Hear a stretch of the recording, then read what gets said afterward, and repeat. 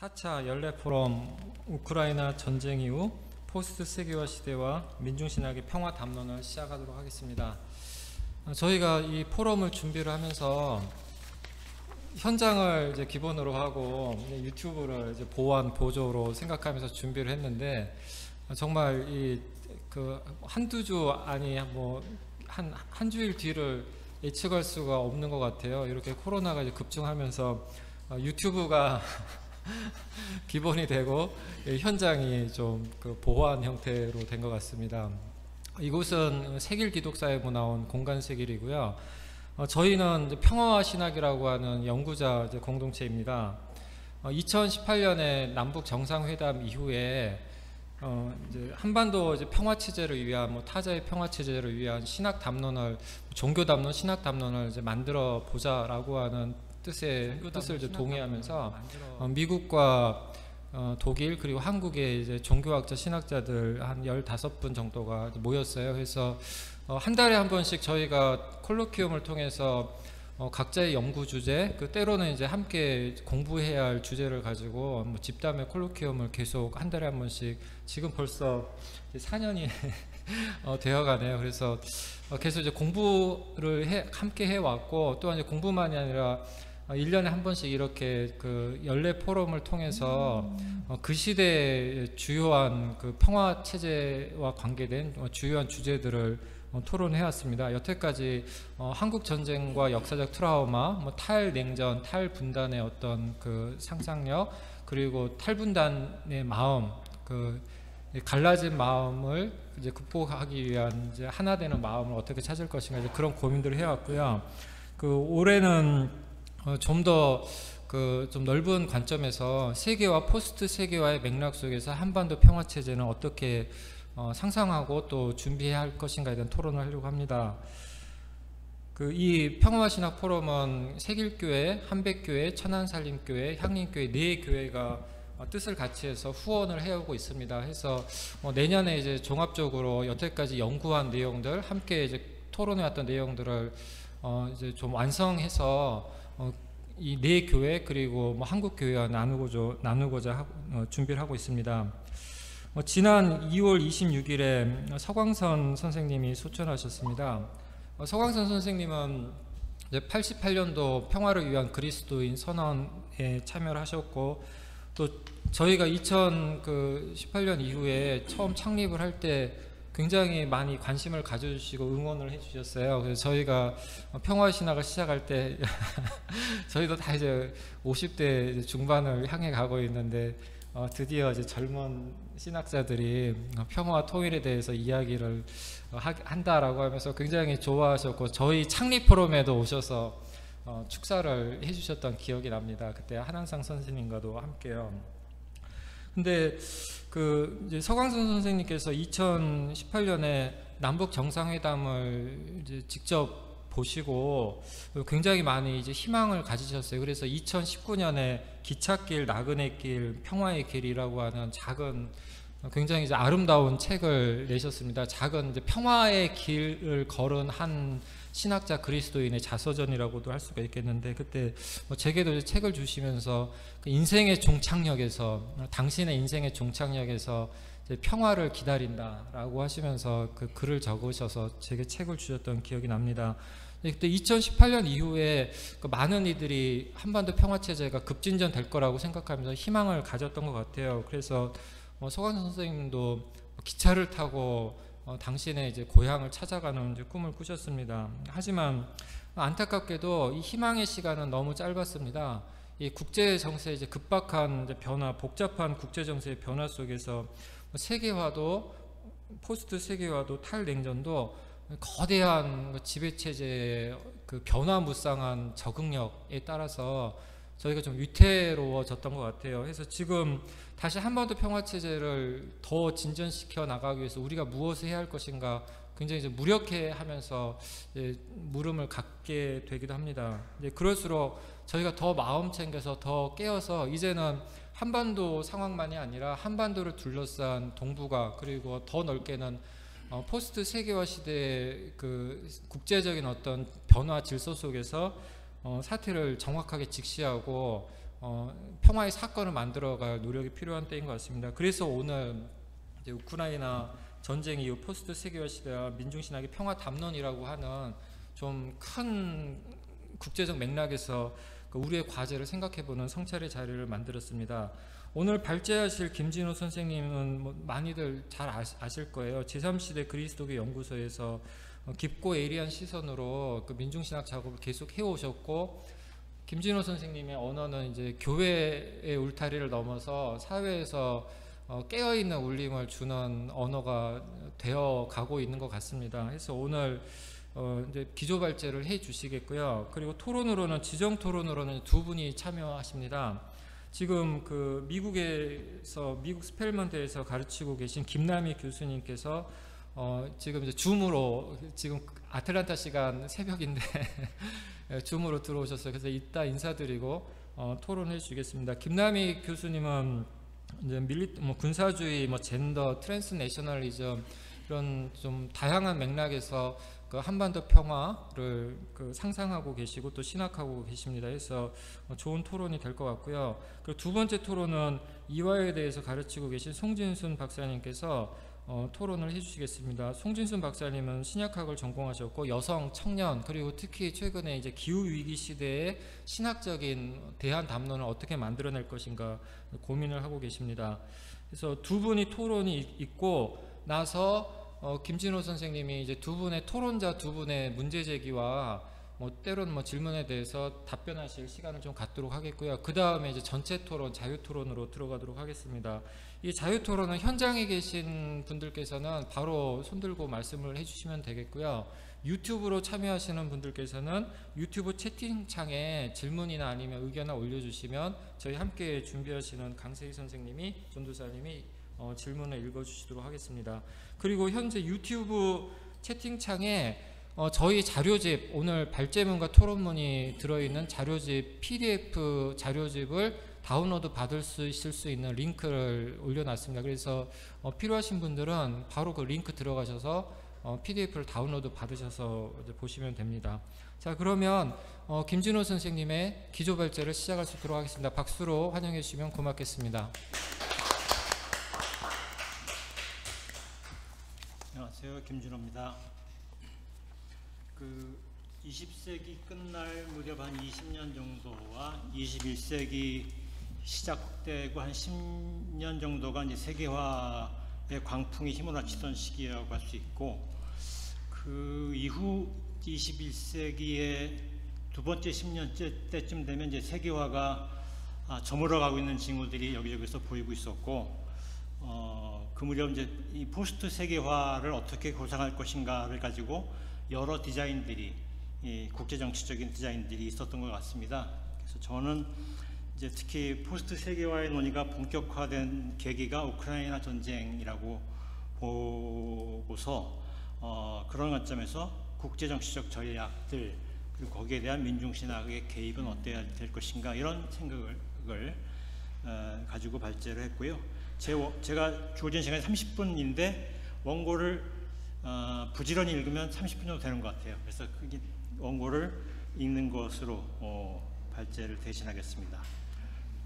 2022년 5월 16일 로이터 통신발 뉴스가 전 세계로 타전되었습니다. 모스크바를 비롯한 러시아 전역에서 영업 중인 847개 맥도날드 매장 모두 영업을 중단하고 철수한다는 것입니다. 맥도날드가 모스크바의 첫 영업점을 개설한 것이 90년이니 32년 만의 철수입니다. 프랑스의 비평가 기수르망은 세계화란 미국화의 다름 아니고 이 미국적 자본주의의 세계화 감축하는 천박함의 문명을 비꼬면서 맥몽드라고 비아냥댔습니다. 브루디에는 이윤만을 추구하면서 모든 것을 획일화시키는 맥도날드 문화가 세계화를 특징짓는 문화 논리라고 비판했습니다. 이렇게 맥도날드가 세계화를 해석하는 키워드로 부상한 것은 맥도날드의 모스크바 진출 이후입니다. 한데 그 맥도날드가 모스크바에서 철수한다는 것입니다. 해서 맥도날드의 모스크바 철수를 보도하는 매체들은 발빠르게 세계화의 종말을 말하기도 했습니다. 그 다음 단락은 넘어갈게요. 세계화란 다양한 영역에서 전개된 근대적인 공간적 장벽을 돌파하는 관계의 재구축을 함축하는 개념입니다. 그런데 모든 근대적 장벽들 중에 모스크바로 표상되는 장벽의 구축과 해체가 세계화의 시작과 종말의 징후를 표상하는 장소라고 주목받고 있다는 것이죠. 그것은 냉전의 벽을 돌파하는 것이 세계화라는 이 국제정치적 변화의 실제 전개에서 얼마나 중요한지를 시사합니다. 2022년 2월 24일 러시아가 우크라이나를 침략했습니다. 반러시아 감정이 세계 곳곳에서 극도로 고조되었습니다. 그리고 이런 반러 기조에 힘입어서 수많은 국가들이 러시아 제재에 동참했습니다. 맥도날드가 러시아에서 철수하기로 한 것은 바로 이런 제재 국면에서 발생합니다. 그래서 세계화의 종식을 말하는 주장이 실제로 가리키는 징후적 사건은 러시아의 우크라이나 침공입니다. 그것은 이 전쟁으로 유럽에서 냉전 체제가 다시 부활하게 되었기 때문입니다. 6월 29일 개막된 나토 정상회담에서 합의된 신전략 개념은 유럽에서 신냉전 시대가 시작되었다는 것을 천명하고 있습니다. 물론 세계화 종말의 징후는 그 이전부터 곳곳에서 나타나고 있었습니다. 노동비용을 절감하고 원재료 공급이 원활한 최적지를 찾아 해외 각처로 떠났던 기업들의 자국 복귀를 뜻하는 리쇼어링 현상이 2010년대 이후 빠르게 전개되고 있었습니다. 이런 현상은 수많은 사람들이 세계화가 심어놓은 장밋빛 꿈을 공유할 수 없게 되었다는 사실과 무관하지 않습니다. 원자재와 최종 상품의 생산 그리고 소비에 이르는 국경 없는 연동 체계인 글로벌 가치 사슬, 글로벌 밸류체인을 촘촘하게 구축하는 과정으로 진행되는 세계화는 최고급 품질의 상품을 저렴한 비용으로 공급함으로써 상류층이나 향유할 수 있는 고품격 삶의 질을 더 많은 이들이 일상적으로 체감할 수 있겠습니다. 아니 그런 이데올로기로 둘러싸인 담론 체계가 세계화인 것입니다. 그런데 이런 이데올로기는 최저 생계 수준을 훨씬 초과하는 수익이 보장된 이들이 사회 다수를 구성하고 있어야 실현될 수 있는 담론입니다. 그런데 실상은 이런 기대와는 너무나 달랐습니다. 사회의 양극화가 더욱 극심해졌고 중산층이 몰락하고 있었습니다. 사람들은 저마다 살아남기 위한 생존 경쟁에 몰두하거나 깊은 절망감에 좌절하여 무능력자로 전락했습니다. 세계화가 대다수 사람들에게 풍요롭지도 행복하지도 않다는 것을 많은 이들이 알아차리게 된 것입니다. 그것만이 아닙니다. 글로벌 가치 사슬은 원자재에서 최종 상품에 이르는 체계적인 공급망이 원활하게 작동하지 않으면 심각한 타격을 받게 됩니다. 그리고 그 파장은 기업만이 아니라 사회 전반, 나아가 전 지구적인 위기로 이어질 수 있습니다. 즉 글로벌 가치 사슬은 효율적으로 작동하는 글로벌 공급망, 글로벌 서플라이 네트워크를 절대적으로 필요로 합니다. 글로벌 공급망의 구축은 주로 국가 역할과 밀접히 연관됩니다. 또 국가 간 우호적 상호관계가 매우 중요합니다. 하지만 국제관계에서 이런 불안정성은 상존합니다. 사드나 일본의 반도체 소부장 보복 같은 거 얘기를 그 다음에 했고요. 넘어가서 이에 해외로 떠난 기업들의 리쇼어링을 요구하는 사회적 여론이 들끓었습니다. 이러한 여론은 국가의 정책에 영향을 미칩니다. 하지만 그것이 곧바로 기업의 리쇼어링으로 이어지지는 않습니다. 기술 집약성이 높은 기업들은 제조의 스마트화를 통해 노동 비용을 절감하는 전략을 구사하곤 합니다. 노동자 역할을 AI가 대체하게 되는 것입니다. 이것은 국가가 기업의 리쇼어링을 정책적으로 지원한다고 해도 취업률이 기대한 만큼 높아지지 않게 된다는 것을 의미합니다. 해서 세계화는 리쇼어링을 하든 아니든 중산층의 몰락과 양극화를 심화시켰다는 것이죠. 미국의 트럼프 현상을 비롯한 세계 각국에서 일어나고 있는 반지성주의와 증오의 정치의 심화는 세계화가 초래한 양극화 위기의 반향으로 해석되곤 했습니다. 그래도 2019년까지는 글로벌 공급망의 위기가 어느 정도 관리되고 있었습니다. 한데 팬데믹 사태에 직면해서 글로벌 공급망은 거의 전 영역에서 마비되었습니다. 그렇다면 세계화 체제 몰락의 결정적 원인일 수 있는 코로나 팬데믹의 발생 이유는 무엇일까요? 박쥐와 공생관계에 있던 바이러스가 종을 넘어 인간에게 감염되는 이종화 현상은 가장 널리 통용되는 가설인데 이것은 세계화가 낳은 부작용이었다는 주장과 연결됩니다. 종의 경계를 넘는 바이러스의 거대한 이동은 세계화의 산물인 동시에 세계화 종식의 결정판이라는 것입니다. 고대 유럽의 몰락이 게르만족의 이동으로 설명하듯이 그 세계화의 몰락을 바이러스의 이동으로 설명한다는 것이죠. 더욱 심각한 것은 기후위기입니다. 그로 인한 재앙은 상상을 불허할 만큼 거대하고 치명적입니다. 하지만 위기를 방어하거나 극복하는 일은 거의 불가능에 가깝습니다. 한데 이런 기후위기의 가장 중요한 원인이 세계화라는 견해가 일반적입니다. 세계화는 겨우겨우 지탱되고 있던 지구의 자정 능력을 결정적으로 망가뜨렸다는 것입니다. 이러한 세계화 태조의 징후들이 누적되고 있는 시점에서 러시아가 우크라이나를 침공했습니다. 벨라루스도 조지아도 체첸도 러시아 푸틴 체제의 호전성의 희생양이 되었지만 그땐 이번과 같은 거대한 반어 여론이 세계적으로 일어나진 않았습니다. 한데 이번엔 달랐습니다. 세계는 러시아에 분노했고 전쟁 이후 3달 동안 모른 체하며 모스크바점을 유지하던 맥도날드 경영진도 마지못해 철수를 선언했습니다. 앞에서 언급한 여러 세계화의 징후들보다 더 결정적인 세계화 종식의 징후로서 우크라이나 전쟁을 부각시킨 것은 미국의 바이든 정부의 전략과 밀접한 연관이 있습니다. 그러니까 이제 코로나 바이러스의 이종화 현상이 세계화의 아주 결정적인 이 괴멸 징후라고 보는 것이 굉장히 설득력이 있지만 그럼에도 불구하고 국제 정치의 장에서 세계화가 태조하는 결정적인 징후는 러시아의 우크라이나 침공이었다는 것입니다. 그것은 미국의 디자인인 거죠. 그래서 지금 제가 얘기하고 있는 것은 제 챕터 제목이 세계화의 종말이 신냉전의 출현이라는 해석인데요. 그 해석은 바로 이제 미국 바이든 정부의 해석입니다. 그러니까 세계화의 종말을 그 신냉전의 출현으로 해석하는 것이죠. 바이든 정부는 전쟁 이후 발빠르게 냉전적인 글로벌 공급망을 무기화하는 기획을 했습니다.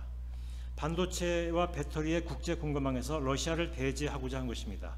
반도체와 배터리는 2019년 이후 유럽과 미국의 경제 전문가들에 의해 지난 세기의 석유처럼 새로운 글로벌 공급망의 핵심 자원으로 평가되곤 했습니다. 20세기의 석유, 19, 20세기의 석유처럼 20세기 석유죠. 20세기 석유처럼 21세기는 반도체와 배터리다라는 것이에요.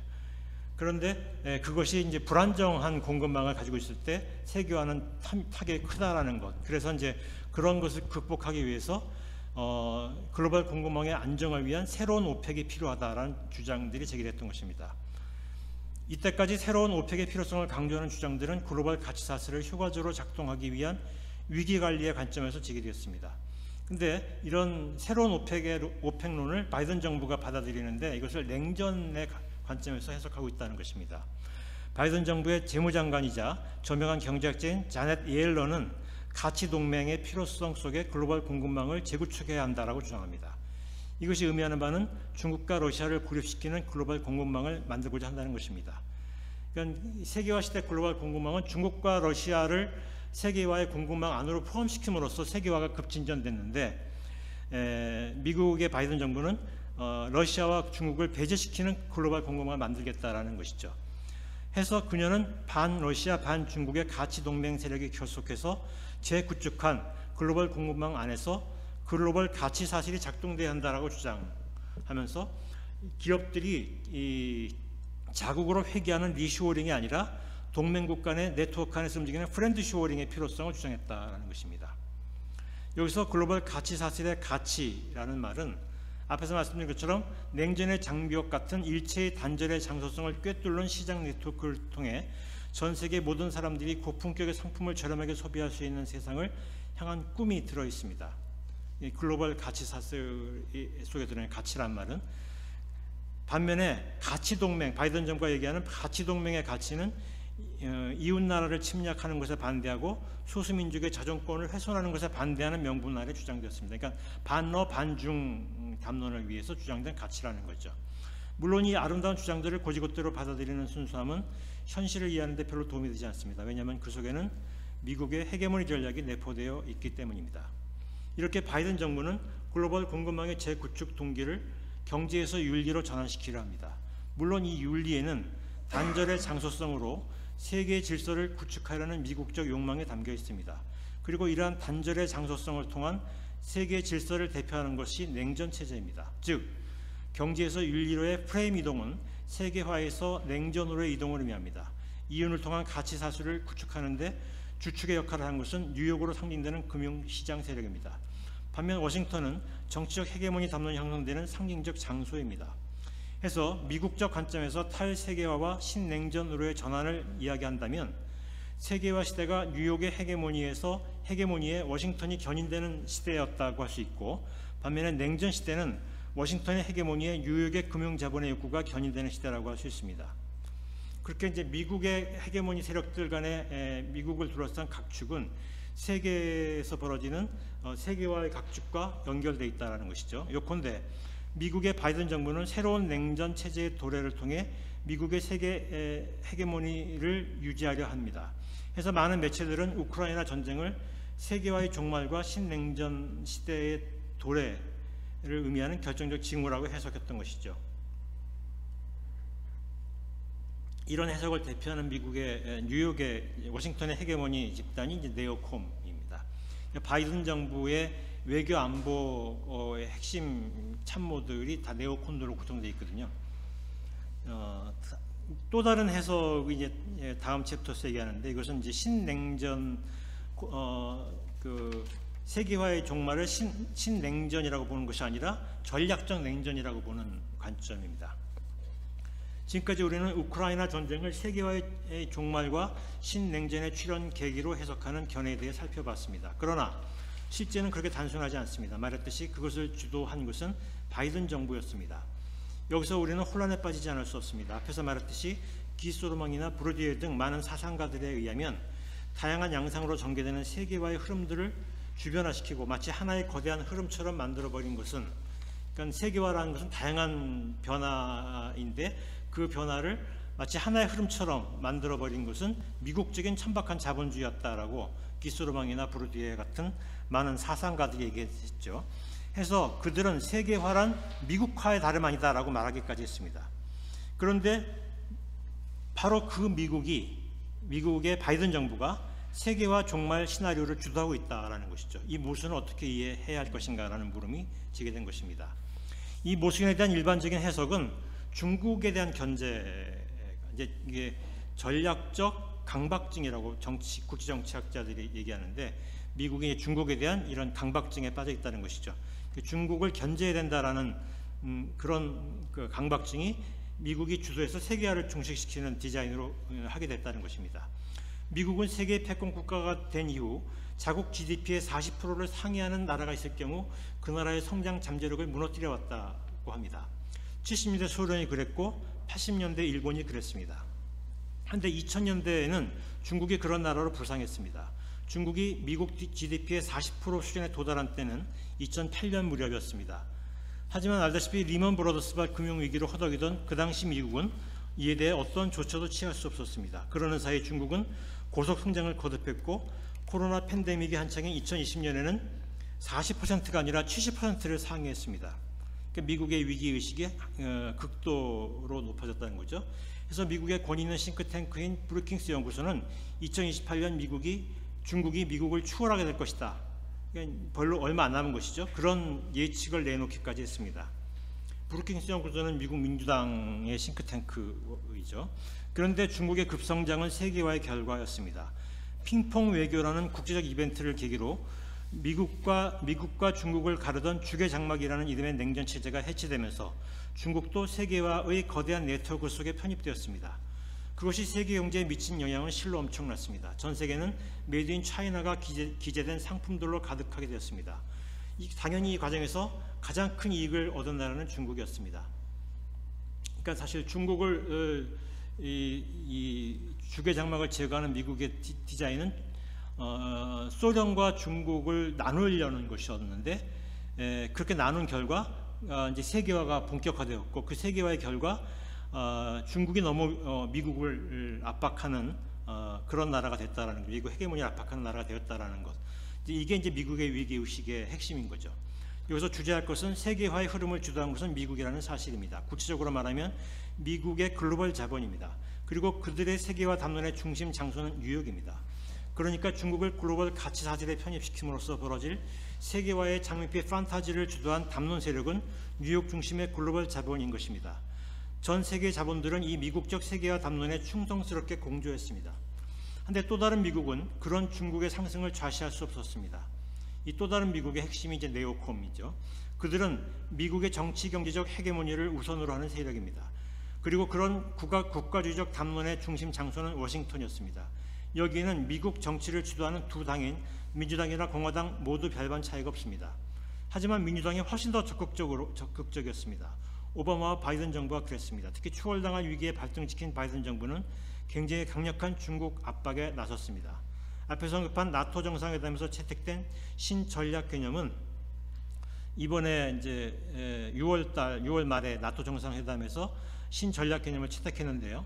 이때 러시아의 우크라이나 침공에 대응하면서 과거의 전략적 파트너였던 러시아를 고립시키는 냉전의 장벽을 세우는 내용을 중심으로 하고 있습니다. 그런데 흥미로운 게 이제 이 채택된 신전략 개념 안에 들어있는데요. 여기서 뜬금없이 중국을 등장시킵니다. 중국이 러시아의 적극적인 공조 세력이라고 천명한 바 없었음에도 공식적으로 나토의 이익과 안보와 가치에 도전하는 세력으로 뜬금없이 중국을 규정하고 있는 것입니다. 이건 이제 미국의 관점이죠. 이것은 곧바로 중국의 강경한 반응을 야기시켰습니다. 해서 중국과 러시아를 고립시키는 장벽이 재구축되고 있다는 것이죠. 그런데 나토의 이런 태도가 과연 나토 가입국의 일관된 주장일까? 주목할 것은 신전략 개념의 단호함에도 불구하고 독일, 프랑스 등 나토 중심 국가들을 포함한 많은 나토 회원국들은 냉전의 장벽을 재구축하는 일에 적극성을 보이지 않고 있습니다. 그래서 나토의 신전략 개념은 나토의 모든 회원국들의 실질적 동의에 기초한 것이 아니다라는 것이죠. 아니 그것은 처음부터 끝까지 바이든 정부의 입장을 과도하게 반영한 것입니다. 해서 바이든이 강조하는 윤리의 장벽은 나토 회원국들에서조차 균열이 심한 허술한 장벽이었습니다. 그뿐이 아닙니다. 미국의 전통적 우방국이던 이스라엘, 사우디아라비아, 아랍에미리트 연방 등이 러시아와 중국의 제재 대열에 동참하지 않았고 인도, 인도네시아, 브라질, 남아공, 멕시코 등 각 대륙을 대표하는 비동맹권 국가들도 마찬가지였습니다. 바이든 정부는 가치동맹이라는 이름으로 윤리적 장벽을 구축하고자 했는데 세계 많은 나라들이 그 윤리에 동참하지 않았습니다. 윤리가 이해관계를 압도하는 행위의 증거로 작동하려면 보편성을 세계 각국으로부터 공준받아야 하는데 많은 나라들은 그 윤리가 글로벌한 보편적 윤리가 아니라 자국 중심, 이때 자국은 미국이죠. 자국 중심주의적인 워싱턴의 윤리에 지나지 않다고 보는 것입니다. 과거 냉전 시대에는 이념의 장벽에 윤리적 보편성을 지닌다는 포괄적 합의가 우세한 논리로 작동하고 있었습니다. 그런 논리에 적극적인 세력이 각국의 정부를 구성하고 있었기 때문입니다. 한데 2022년 미국 바이든 정부가 주도한 가치동맹의 윤리는 그런 합의가 부재합니다. 앞으로 그렇게 될지는 가늠할 수 없지만 현재 관점에서 그것은 냉전의 재구축이라는 의미의 신냉전이라기보다는 전략적 냉전에 가깝습니다.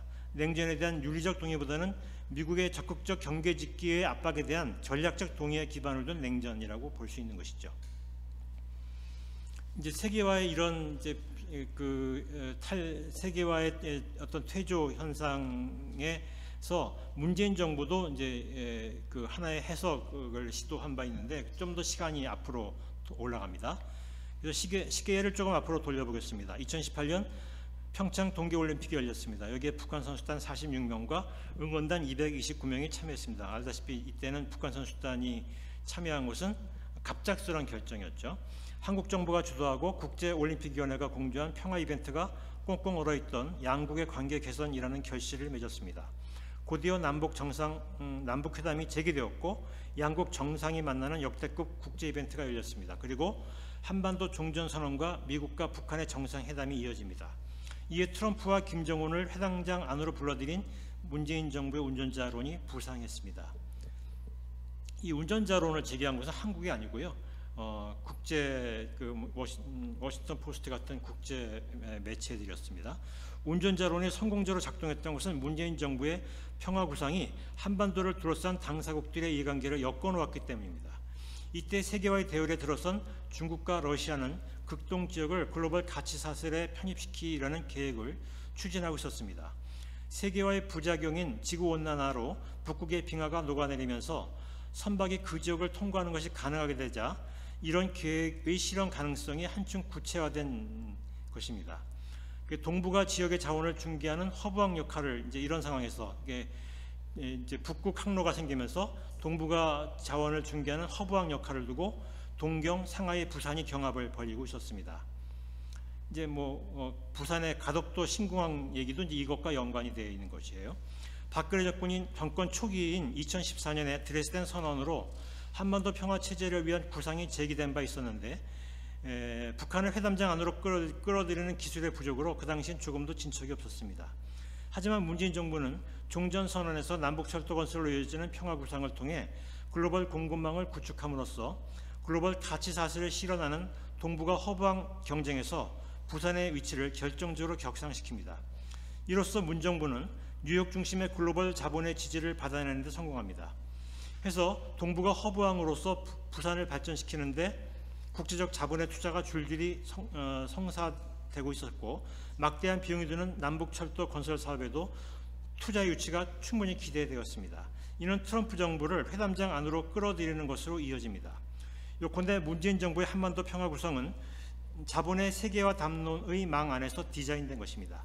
뉴욕 중심의 글로벌 자본은 세계에서 하나 남은 냉전지대인 동북아를 탈냉전함으로써 이곳의 풍부한 자원을 활용하는 글로벌 가치사슬을 가설하여 막대한 초과 이윤을 획득하고자 했습니다. 그러니까 이제 제레미 그랜섬이나 짐 로저스 같은 이 국제적인 투자자들이 문 정부를 적극적으로 지지하고 문 정부의 디자인에 반대하는 일본에 대한 아주 독한 말을 했던 배경이 이런 맥락과 관계가 있다는 것이죠. 문재인 정부는 그런 자본의 욕구를 평화체제와 연계시킴으로써 명분 있는 세계화의 알리바이를 제공했습니다. 그것이 문 정부의 운전자론이 일정한 성과를 기록한 이유였습니다. 그러나 트럼프 정권이 종전선언을 바로 앞둔 상황에서 등을 돌림으로써 하노이 회담 때죠. 문 정부의 평화 구상은 최종적으로 좌절되고 말았습니다. 트럼프 정부가 그런 변덕을 부린 것은 이 정권의 원천적인 불안정함이 낳은 결과였습니다. 트럼프 체제는 비교적 안정된 지지 기반을 갖고 있던 오바마 정권에 반대하는 다양한 세력의 전략적 결합체였기에 집권 이후 일관된 정치를 펴지 못했습니다. 트럼프 자신이 투기 자본가로서 정치적 공리보다는 이윤지상주의적 실현 정권을 추구했음에도 동시에 존 볼턴으로 대표되는 네오콘적 신보수파적 극우 이념 세력에 경도되곤 했습니다. 볼턴은 트럼프가 동아시아 냉전체제를 해체함으로써 중국의 팽창주의에 기회를 주는 통치자가 되지 않도록 영향을 미친 것으로 보입니다. 해서 2018년부터 이듬해까지 왕성하게 전개된 동북아 지역의 세계화 프로젝트는 냉전 해체를 실현시키지 못함으로써 실패하고 말았습니다. 이것은 전 세계적으로 냉전과 세계화를 둘러싼 경쟁에서 냉전이 주도권을 쥐는 하나의 계기가 되었습니다. 그리고 2022년 우크라이나 전쟁은 바야흐로 전 세계를 냉전의 소용돌이 속에 휘몰아 넣었습니다. 지속적으로 냉전을 추구한 일본과 모호한 태도의 대만 그리고 세계화를 적극 추구한 한국 윤석열 정권은 모두 우크라이나 전쟁 이후 미국보다 더 강력한 냉전 세력으로서 갈등의 전면에 서게 되었습니다. 그래서 이제 민중신학은 여기 어떻게 개입할 것인가라는 얘기를 마지막으로 하고 있습니다. 한반도 평화체제에 관한 문재인 정부의 구상은 위에서 보았듯이 세계화의 확대를 지향하는 자본 분파 욕구와 연결되어 있습니다. 어찌 보면 그러한 자본의 욕구를 공공성의 확대라는 차원에서 활용한 결과일 수 있다는 점에서 긍정적 평가가 가능합니다. 그러나 다른 한편 문 정부의 평화체제 구상은 지구온난화로 녹아내리고 있는 북극 빙하를 자본 축적에 활용하려는 자본의 욕구에 편승하고 있다는 점에서 지구적 공공성의 위험을 간과하고 있습니다. 세계화의 위기가 이제 기후 위기가 연관되어 있다고 할 수 있는데 그 위기를 활용하고 있다는 거죠, 문 정부가. 또한 문 정부의 구상은 세계화의 확대가 가져다줄 성장에 대한 국가주의적 낙관론을 기반으로 하고 있지만 그것이 분배 위기를 더욱 심화시킬 것이라는 우려에 대해서 이렇다 할 대안을 갖고 있지 않았습니다. 세계화는 여태까지 양극화를 심화시켰는데 더 세계화를 추진하는 문 정부의 그 평화체제론은 여기에 대한 대안이 별로 없었다는 것이죠. 아무도 평화체제가 가져다줄 막대한 경제적 이윤이 낙수 효과로 이어질 것을 막연히 기대했던 것 같고 다른 한편 문 정부가 추진하고 있던 국가복지정책이 그것을 보충해 줄 수 있을 것이라고 기대했을 것입니다. 하지만 세계화가 더욱 활발하게 진행되면 국경을 넘는 인구의 유입이 크게 증가할 것이 분명합니다. 부산 같은 경우 특히 그랬겠죠. 국가복지는 이 문제에 대한 대안일 수 없습니다. 물론 청와대 민정수석이던 조국이 주도한 헌법 개정안에서 기본권의 주체를 국가에서 사람으로 바꾸겠다라고 천명한 것은 이 문제에 대한 중요한 해법 아니 최소한 실마리가 문 정부에 있었다는 것을 시사합니다. 하지만 정부가 발의한 이 헌법 개정안은 국회에 상정되지도 못했습니다. 야당과 주류 언론의 반대도 강했지만 문 정부를 구성하는 다수의 인사들도 이 논점에 대해 공감하지 않았습니다. 해서 문 정부는 집권기간 내내 이 논점을 반영한 어떠한 개혁 조치도 실행에 옮기지 않았습니다. 한편 문 정부가 주도했던 평화 구상의 실패는 전 세계적으로 평화보다는 냉전의 정치가 더욱 활개를 띠게 하는 계기가 되었습니다. 그러니까 포스트 세계화를 둘러싼 이제 국제 정치적 시도로서 동아시아의 탈냉전 프로젝트가 있었다는 거죠. 그것이 문정부의 운전자론을 통해서 구현되었는데 그것이 실패함으로써 신냉전론이 미국에서 부상하는 상황이 전개됐다는 것이죠. 그것은 트럼프 정부가 이후 대중 전개에 적극적 행보를 취하게 된 것과 관계가 있습니다. 이것은 냉전의 장벽을 허물고 글로벌 가치 사슬을 더 촘촘하게 작동하게 하려는 자본의 관심을 제한하는 효과가 있었습니다. 여기에 바이든 정부는 앞에서 말했듯이 훨씬 더 적극적으로 냉전의 장벽을 강화시키는 정치를 폈습니다. 그러는 중에 우크라이나 전쟁이 벌어졌고 미국은 이 전쟁을 계기삼아 냉전의 선을 전 지구적으로 확장하고 했습니다. 그러나 그것이 세계화를 종식시킨 것은 아닙니다. 그런 해석들은 센세이셔널리즘에 경도된 과잉 해석입니다. 글로벌 가치 사슬과 글로벌 공급망이 냉전의 장벽에 막히게 되었다는 점에서 세계화 추세는 단절됐지만 그 단절의 장벽 내에선 어떠한 장벽에도 구애받지 않는 세계화가 계속되고 있다는 점에서 세계화는 지속되고 있습니다. 앞에서 말씀드린 제넷 옐런의 프렌드 쇼어링은 자국을 떠난 기업들이 모든 글로벌 가치 사슬을 철폐하고 자국으로 리쇼어링하는 것이 아니라 동맹국들 내에서 오프쇼어링하는 것이 필요하다라는 주장입니다. 그래서 세계화의 종식이 아니라 단절과 지속의 세계화라는 점에서 포스트 세계화라는 말이 현재의 지점에서 더 적합한 표현일 것입니다. 아무튼 세계화는 양극화를 심화시켰고 많은 이들은 몰락하는 한편에 속하지 않기 위해 살인적인 무한 경쟁에 혼신을 다하게 되었으며 이미 몰락한 이들은 상승에 대한 기대를 포기한 채 무력감과 좌절감을 안고 살아갑니다. 한데 그것은 또 다른 문제로 이어집니다. 사람들은 일상에서 매우 폭력적인 존재가 되었습니다. 더 약한 이들을 향한 폭력이 일상화되었습니다. 이런 폭력은 인종, 성, 비국민을 향한 범주적 공격성으로도 나타났습니다. 전 지구적으로 범주적 폭력이 급증했습니다. 흔히 혐오 범죄라고 부르는 현상이 세계 곳곳에서 폭발적으로 증가했고 그런 혐오주의를 부추기는 정치 세력이 득세하고 있습니다. 우크라이나 동부에서 벌어진 러시아계 우크라이나인들을 향한 신나치주의자들의 대규모 혐오 범죄들은 우크라이나가 러시아를 침공하는 명분이 되었습니다. 그러니까 이 전쟁은 포스트 세계화를 냉전과 적대로 발화하려는 시도들이 응축되어 나타난 것이다라고 할 수 있다는 것이죠. 그러니까 어느 나라가 전쟁을 일으켰느냐도 중요하지만 이 전쟁에 들어있는 중요한 내용은 포스트 세계화의 부작용을 퇴행적으로 표현한 양상이 이곳 세계의 약한 지역에서 벌어졌다는 것이죠. 한편 더 약한 인간만이 이러한 폭력성이 유발한 피해자는 아닙니다. 비인간적 존재들, 나아가 비생명체도 인간의 폭력성의 희생자가 되었습니다. 여기엔 세계화로 인해 극대화된 지구 파괴 문명도 문제입니다. 세계화가 낳은 이런 위기가 냉전 체제를 불러왔습니다. 즉 포스트 세계화가 오늘날에는 냉전이 확대되는 양상으로 구현되고 있습니다. 한데 그것은 인간의 폭력성 혹은 인류 문명의 폭력성을 성찰한 결과가 아니라 그것을 퇴행적으로 해석한 정치 공간의 확대를 뜻합니다. 오늘날 민중신학에 직면하고 있는 현실은 바로 여기입니다. 귀속 공간을 박탈당한 존재들, 민중신학의 오클로스라고 부르는 존재들은 오늘날 세계 곳곳에서 자신들이 겪고 있는 고통을 스스로 말하지 못한 채 죽음 같은 삶을 살고 있습니다. 냉전의 장벽은 글로벌 가치 사슬을 구축하는 기업들의 이동을 제한하는 거대한 하나의 장벽으로 존재하지만 오클로스들에게 냉전의 장벽은 무수한 미시적 장벽들로 구현됩니다. 자이니치 경제학자 강상중은 그것을 내적 국경들이라고 불렀습니다. 즉 포스트 세계화의 공간 구석구석에 무수한 내적 국경들이 촘촘하게 만들어지고 있다는 것입니다. 그래서 그 장벽을 넘지 못한 오클로스들은 장벽 주변에서 주검이 되고 있습니다. 그런 주검이 되어가는 오클로스들은 자신의 이관계를 이야기할 언어를 잃어버린 자들입니다. 민중신학은 그런 이들의 증상을 사회적 실어증이라고 말했습니다. 자신을 표현할 언어를 유실했으니 그들은 존재하지 않는 자고 주검이 된 자들인 것입니다. 그래서 주검 같은 존재들인 오클로스들은 계급으로 주체되지 못한 비계급이며 서민의 자격을 박탈당한 비서민, 그래서 이제 그런 것들을 말하는 용어가 이제 언더클래스이고 언더커먼스인데 그렇게 규정할 수 있다는 것이죠. 민중신학은 오래전부터 실어증 상태에 놓인 자들을 찾아내고 그들의 은폐된 몸의 언어를 경청하며 그것을 사회에 증언하는 일을 담당하는 것을 소명으로 삼아왔습니다. 또한 그들을 실어증 걸리게 만들어 놓은 질서에 균열을 내는 것을 과제로 삼아왔습니다.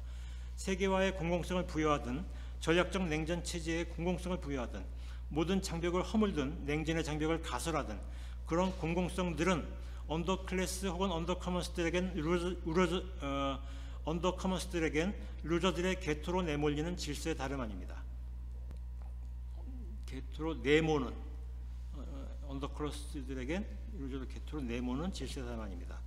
왜냐하면 그 공공성들은 계급으로서 혹은 시민으로서의 사회적 발언권을 갖고 있는 이들이 참여하는 공론장, 이거 제가 이제 그 하버마스의 용어를 가지고 와서 규범적 의사소통의 장이라고 표현했는데, 그런 규범적 공론장에서 소통되고 합의된 공공성에 지나지 않기 때문입니다. 해서 민중신학은 규범적 공론장의 의사소통 체계에 이의를 제기하는 논리를 발견하는 임무를 수행할 필요가 있습니다. 그런 규범적 공론장은 마치 종교처럼 절대적 진리의 보증을 받고 있는 것처럼 행세하고 있기 때문입니다.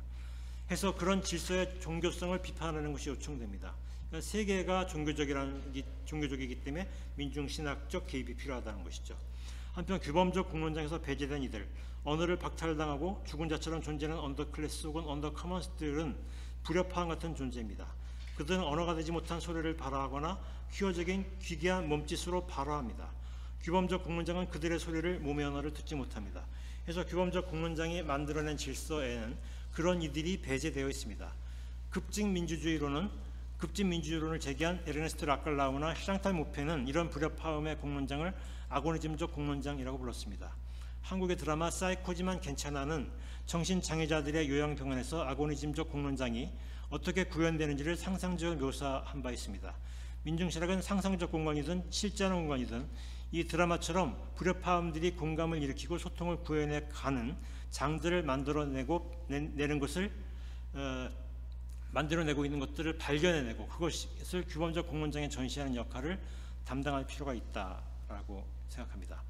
요약하면 이렇습니다. 문재인 정부는 포스트 세계화 시대의 평화 문제를 언더클래스 혹은 언더커먼스를 생략한 채 만들어내는 공공성으로 구체화했습니다. 윤석열 정부는 냉전 취재 하에서 자본의 이해 확대에 집착하면서 그것이 마치 서민에게도 유용한 것임을 공론장에서 표고했습니다. 그러나 민중신학은 어느 경우든 그러한 공론장에서 언더클래스 혹은 언더커먼스들에겐 위선적이며 폭력적인 공공성에 지나지 않음을 고발하는 과제를 안고 있습니다. 한데 여기서 민중신학은 좀 더 확대된 지평으로 생각을 발전시킬 필요가 있습니다. 안병무는 그것을 죽임의 체계를 넘어서는 살림이라는 화두로 제기한 바 있습니다. 문정부의 평화체제가 감축하는 공공성이 지구적 공공성의 위험을 내포하고 있다는 점은 그것이 죽임의 체계와 동거하는 평화 담론임을 시사합니다. 윤석열 정부의 핵에너지 확장론은 좀 더 노골적인 죽임의 체계를 보여줍니다. 캐서린 켈러는 언더커먼스를 인간만이 아니라 모든 존재하는 것으로 확장하여 해석합니다. 서민의 체계에 의해 폭행당하는 모든 존재가 언더커먼스입니다.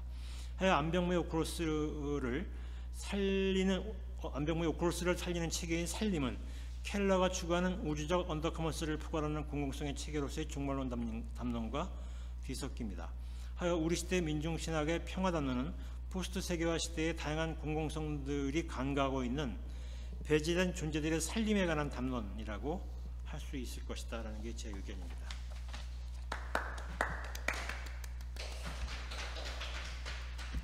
예, 고맙습니다.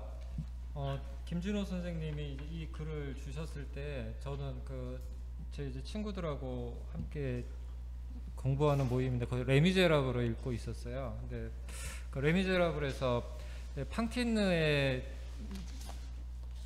비참에 대해서 이제 빅토르 위고가 어떻게 표현하냐면 사회 질서가 팡티느 그녀에게 최후 통첩을 하고 있었다라고 하거든요. 그래서 이 김준호 선생님의 이제 발제의 이제 핵심은 그거인 것 같습니다. 그 배제된 자, 자기 목소리를 갖지 못한 자, 그리고 자기 자리를 갖지 못하는 자들이 이유도 모르는 채 이제 거대한 포스트 세계화 그리고 신냉전의 전략적 냉전의 동위 체제 하에서 이제 부서져 가고 있는 것, 그것을 이제 우리가 바라봐야 한다. 그래서 이 국제 정치 질서를 굉장히 폭넓게 조망하면서도 그 속에서 소리 없이 죽어가는 오클로스들을 알아차려야 된다고 하는 것, 그것이 민중신학의 과제라고 하는. 그래서 이 구체적 고통에 대한 시선을, 고통스럽지만 그 시선을 놓치지 않고 세계 질서의 변화를 응시했다라고 하는 것이 저는 김준호 선생님의 작업에 굉장히 중요한 이제 기여였다고 생각을 합니다. 이제 간단한 전체적인 평가는 이렇게 하고요. 이제 좀 더 구체적으로 그 김진호 선생님의 발제로부터 우리가 어떠한 토론을 해 나가야 할지에 대해서 좀 구체적인 안내들이 두 분을 통해서 이루어지겠습니다. 먼저 미국에 계신 김남희 선생님께서 토론해 주시도록 하겠습니다. 지금 연결해 주시죠. 네. 예, 시작하시면 됩니다. 예, 안녕하세요. 김남희입니다. 평화신학 4차 포럼을 준비해 주신 분들과 사회를 맡으신 정경일 선생님께 감사드리고, 또 발제자 김진호 선생님, 토론을 맡으신 송진순 선생님, 오늘 포럼에 참석해 주신 분들께도 고맙다는 말씀을 태평양 건너 아틀란타에서 전합니다. 항상 많은 생각을 하게 하고 도전이 되는 김진호 선생님의 다른 글들처럼 오늘 발표하신 글도 제게 도전이 되었고 여러 가지 질문을 갖게 합니다. 오늘 선생님의 발표 내용은 크게 두 부분으로 볼 수 있습니다. 하나는 우크라이나 전쟁 이후를 포스트 세계화 시대로 보는 시대의 징후 읽기이고, 다른 하나는 그런 시대 속에서 민중신학의 역할과 과제를 평화 담론과 이어서 보는 것입니다. 이 두 부분과 관련해서 6가지 개념을 짚어봤는데요. 시간상 첫 번째와 두 번째는 좀 간략하게 넘어가고 세 번째부터 살펴보면서 토론을 위한 질문을 제기해 보겠습니다. 먼저 김진호 선생님은 세계화의 종말이 곧 신냉전의 출현이라는 해석을 주도한 것은 미국의 바이든 정부임을 지적하시면서 우크라이나 전쟁과 그것을 계기로 삼은 미국의 전략적 냉전의 장벽으로 인해서 세계화 추세가 어느 정도 단절은 되었지만 그 단절의 장벽 내에서 세계화는 지속되고 있다고 합니다. 즉 포스트를 끝난 이후란 의미가 아닌 지속되는의 의미로 쓰면서 세계화의 종식이 아닌 포스트 세계화를 말하고 있습니다. 이런 포스트 세계화는 결국 세계화의 후유증 또는 여파를 내포한 채 지속되는 세계화인 것 같습니다. 오늘 포럼의 초점이 이런 포스트 세계화 시대의 냉전의 확장 또는 냉전의 징후들인데, 우크라이나 전쟁이 지속되는 지금 냉전의 확대 양산 또는 전략적 냉전이라는 시대적 징후 읽기가 서구 중심, 특히 미국 중심의 냉전 담론의 지속은 아닌지 묻게 됩니다. 그래서 포스트 세계화 시대의 냉전 질서라는 시대적 징후 읽기가 혹시나 간과하고 있는 것은 무엇일지를 묻고 있습니다. 다음 두 번째로 넘어가서요. 탈냉전화와 탈미국화에 대해서 간단하게 살펴보겠습니다. 김진호 선생님은 동북아의 탈냉전화를 통해 그곳의 풍부한 자원을 활용하는 글로벌 가치 사슬을 이용해 막대한 이윤을 획득하고자 했던 뉴욕 중심의 글로벌 자본의 욕구와 평화체제를 연계시킴으로써 명분 있는 세계화의 알리바이를 제공했던 문재인 정부의 한반도 평화 구상이 트럼프 정권의 불안정한 집권 아래 어떻게 좌절되었는지를 분석하고 있습니다. 여기서 흥미로운 점은 탈냉전이 어떻게 미 중심의 신자유주의적 세계화에 의해 사용되는가입니다. 대만 학자 첸 관심은 Asia as Method라는 책에서 아시아에서 탈냉전화하는 것은 곧 탈미국화하는 것이라고 주장합니다. 하지만 김진호 선생님의 분석은 탈냉전이 곧 탈미국화하는 것이 아니라 오히려 탈냉전조차도 미국 주도의 세계화 속에서 이윤 획득을 위해 쓰일 수 있다는 것을 보여줍니다. 평화 체제는 평화가 아님을, 오히려 세계화의 탐욕에 흡수될 기회를 만들어줄 수 있다는 것을 보여줍니다. 그렇다면 세계화를 강화하지 않는 탈냉전이 가능한지, 그런 탈냉전이 가능하다면 그것이 동시에 미 극우 신보수파가 지향하는 미국화도 벗어난다는 것인지, 과연 정부 중심의 평화체제 구상에서 세계화 강화가 아닌 탈냉전과 탈미국화가 동시에 가능한지, 그 한계와 가능성은 무엇일까라는 물음이 생깁니다. 세 번째 포인트는 트랜스퍼시픽 관점인데요.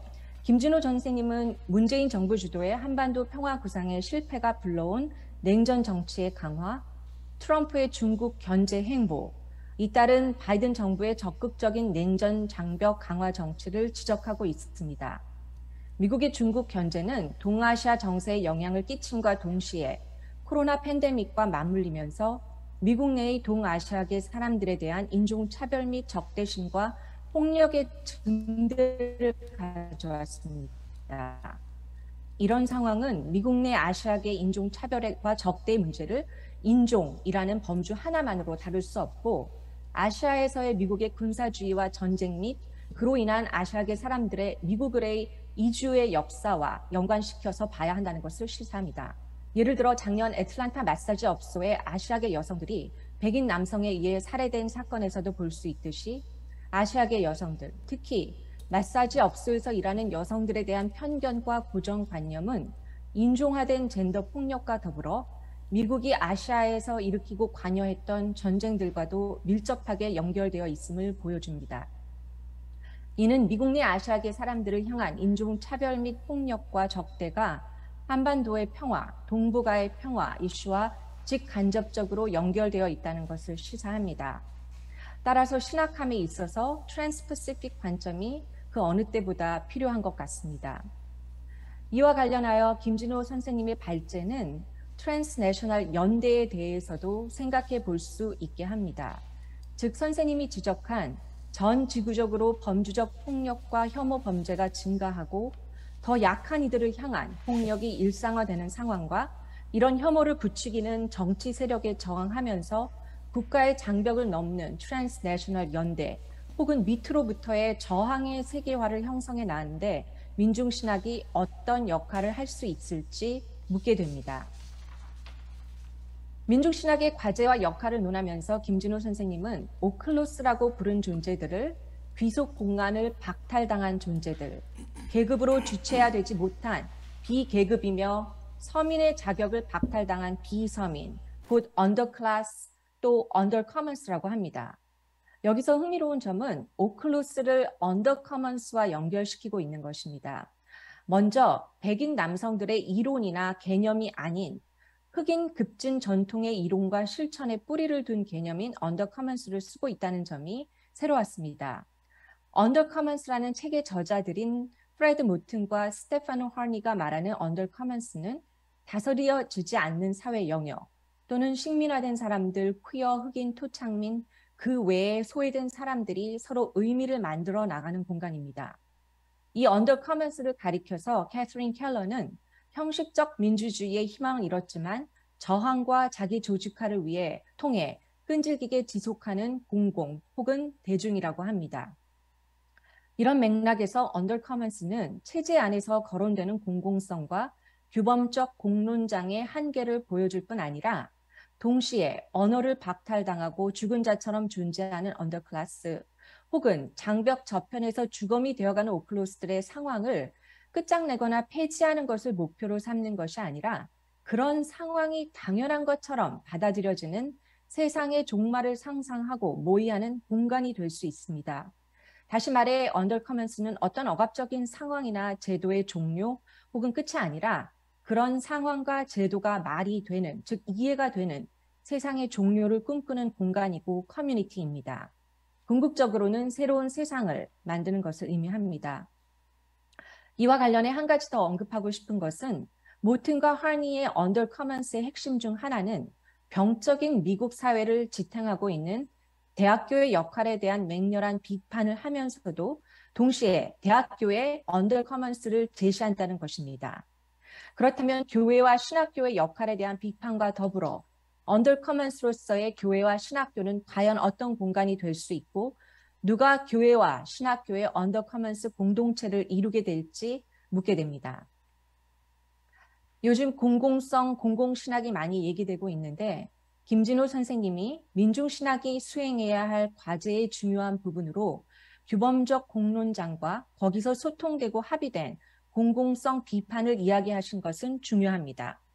좀 더 구체적으로 규범적 공론장에서 배제된 언더클래스 혹은 언더커먼스들의 언어가 되지 못한 소리나 몸짓의 발화를 라클라와 무페의 아고니즘적 공론장과 연결지어 언급하면서 불협화음들이 공감을 일으키고 소통을 구현해가는 장들을 만들어내는 것을 발견하고 그것을 규범적 공론장에서 전시하는 역할을 민중신학이 감당할 필요가 있다고 주장합니다. 여기서 규범적 공론장에 전시한다는 것에 대해 선생님의 의견을 좀 더 듣고 싶습니다. 또한 전시의 역할을 담당하는 민중신학이 언더클래스를 어떻게 타자화하지 않을 수 있을지에 대해서도 묻게 됩니다. 불협화음의 공론장과 관련해서 또 한 가지 드는 생각은 미투 운동의 확산에도 불구하고 성폭력을 당한 여성들의 언어가 여전히 들려지지 않고 있는 것을 볼 때, 또 미투의 대상조차 되기 어려운 가정폭력과 성산업에서 폭력을 당한 여성들이 공감을 일으키고 소통을 해가는 불협화음의 공론장이 어떻게 구현될까 하는 것입니다. 김준호 선생님은 민중신학의 평화담론은 죽임의 체계와 동거하는 평화담론이 아니라 배제된 존재들의 살림에 관한 담론이라고 규정합니다. 안병무 선생님의 오클로스를 살리는 체계인 살림을 캐서린 켈러의 우주적 언더커먼스를 포괄하는 공공성의 체제로 보면서 민중신학이 인간 중심적 시각에서 벗어나 생태 정치 신학으로 지평을 넓혀갈 수 있는 가능성을 보여주고 있습니다. 저는 여기서 배제된 존재들의 살림의 체계가 포스트 세계화의 냉전 질서 안에서 무엇을 의미하는지 김준호 선생님의 의견을 좀 더 듣고 싶습니다. 그런 살림의 체계가 배제된 존재들이 소통을 구현해가는 공간의 확장과 어떻게 연관되는지, 그런 소통을 통해 배제된 존재들의 삶이 어떻게 변화하는지, 비인간, 비생명체도 아우르는 살림의 체제는 어떤 것인지, 계속 언더커먼스로 남아있는지, 아니면 전혀 다른 가능성을 제시하고 있는지 듣고 싶습니다. 미국의 반전평화운동가 그레이스 페일리는 우리에게 필요한 것은 현실을 상상하는 것이라고 했습니다. 그가 말하는 현실을 상상한다는 것은 헤게모니적 판타지를 현실로 받아들이는 것이 아니라 세계 곳곳에서 일어나는 전쟁과 빈곤과 폭력에 노출된 사람들을 상상한다는 것입니다. 헤게모니적 판타지가 아니라 그들의 현실을 상상할 수 있게 될 때 폭력이 평화를 가져올 수 있다는 생각을 하기 어렵게 되기 때문입니다. 국가 안보가 곧 평화라는 것, 국방 강화가 평화를 지킬 수 있다고 믿는 것, 더 많은 장벽을 쌓아 이주민들과 난민들의 유입을 막아야 평화가 지켜질 수 있다고 믿는 것, 자본의 욕구에 편승한 한반도 평화체제 구상을 평화로 여기는 것도 모두 헤게모니적 판타지입니다. 우리가 어떤 현실을 상상해야 하는지, 또 민중신학이 상상해야 하는 평화는 무엇인지를 나눠주시고 많은 생각과 질문을 하게 해주신 김준호 선생님의 글과 발표에 감사를 드리면서 마치겠습니다.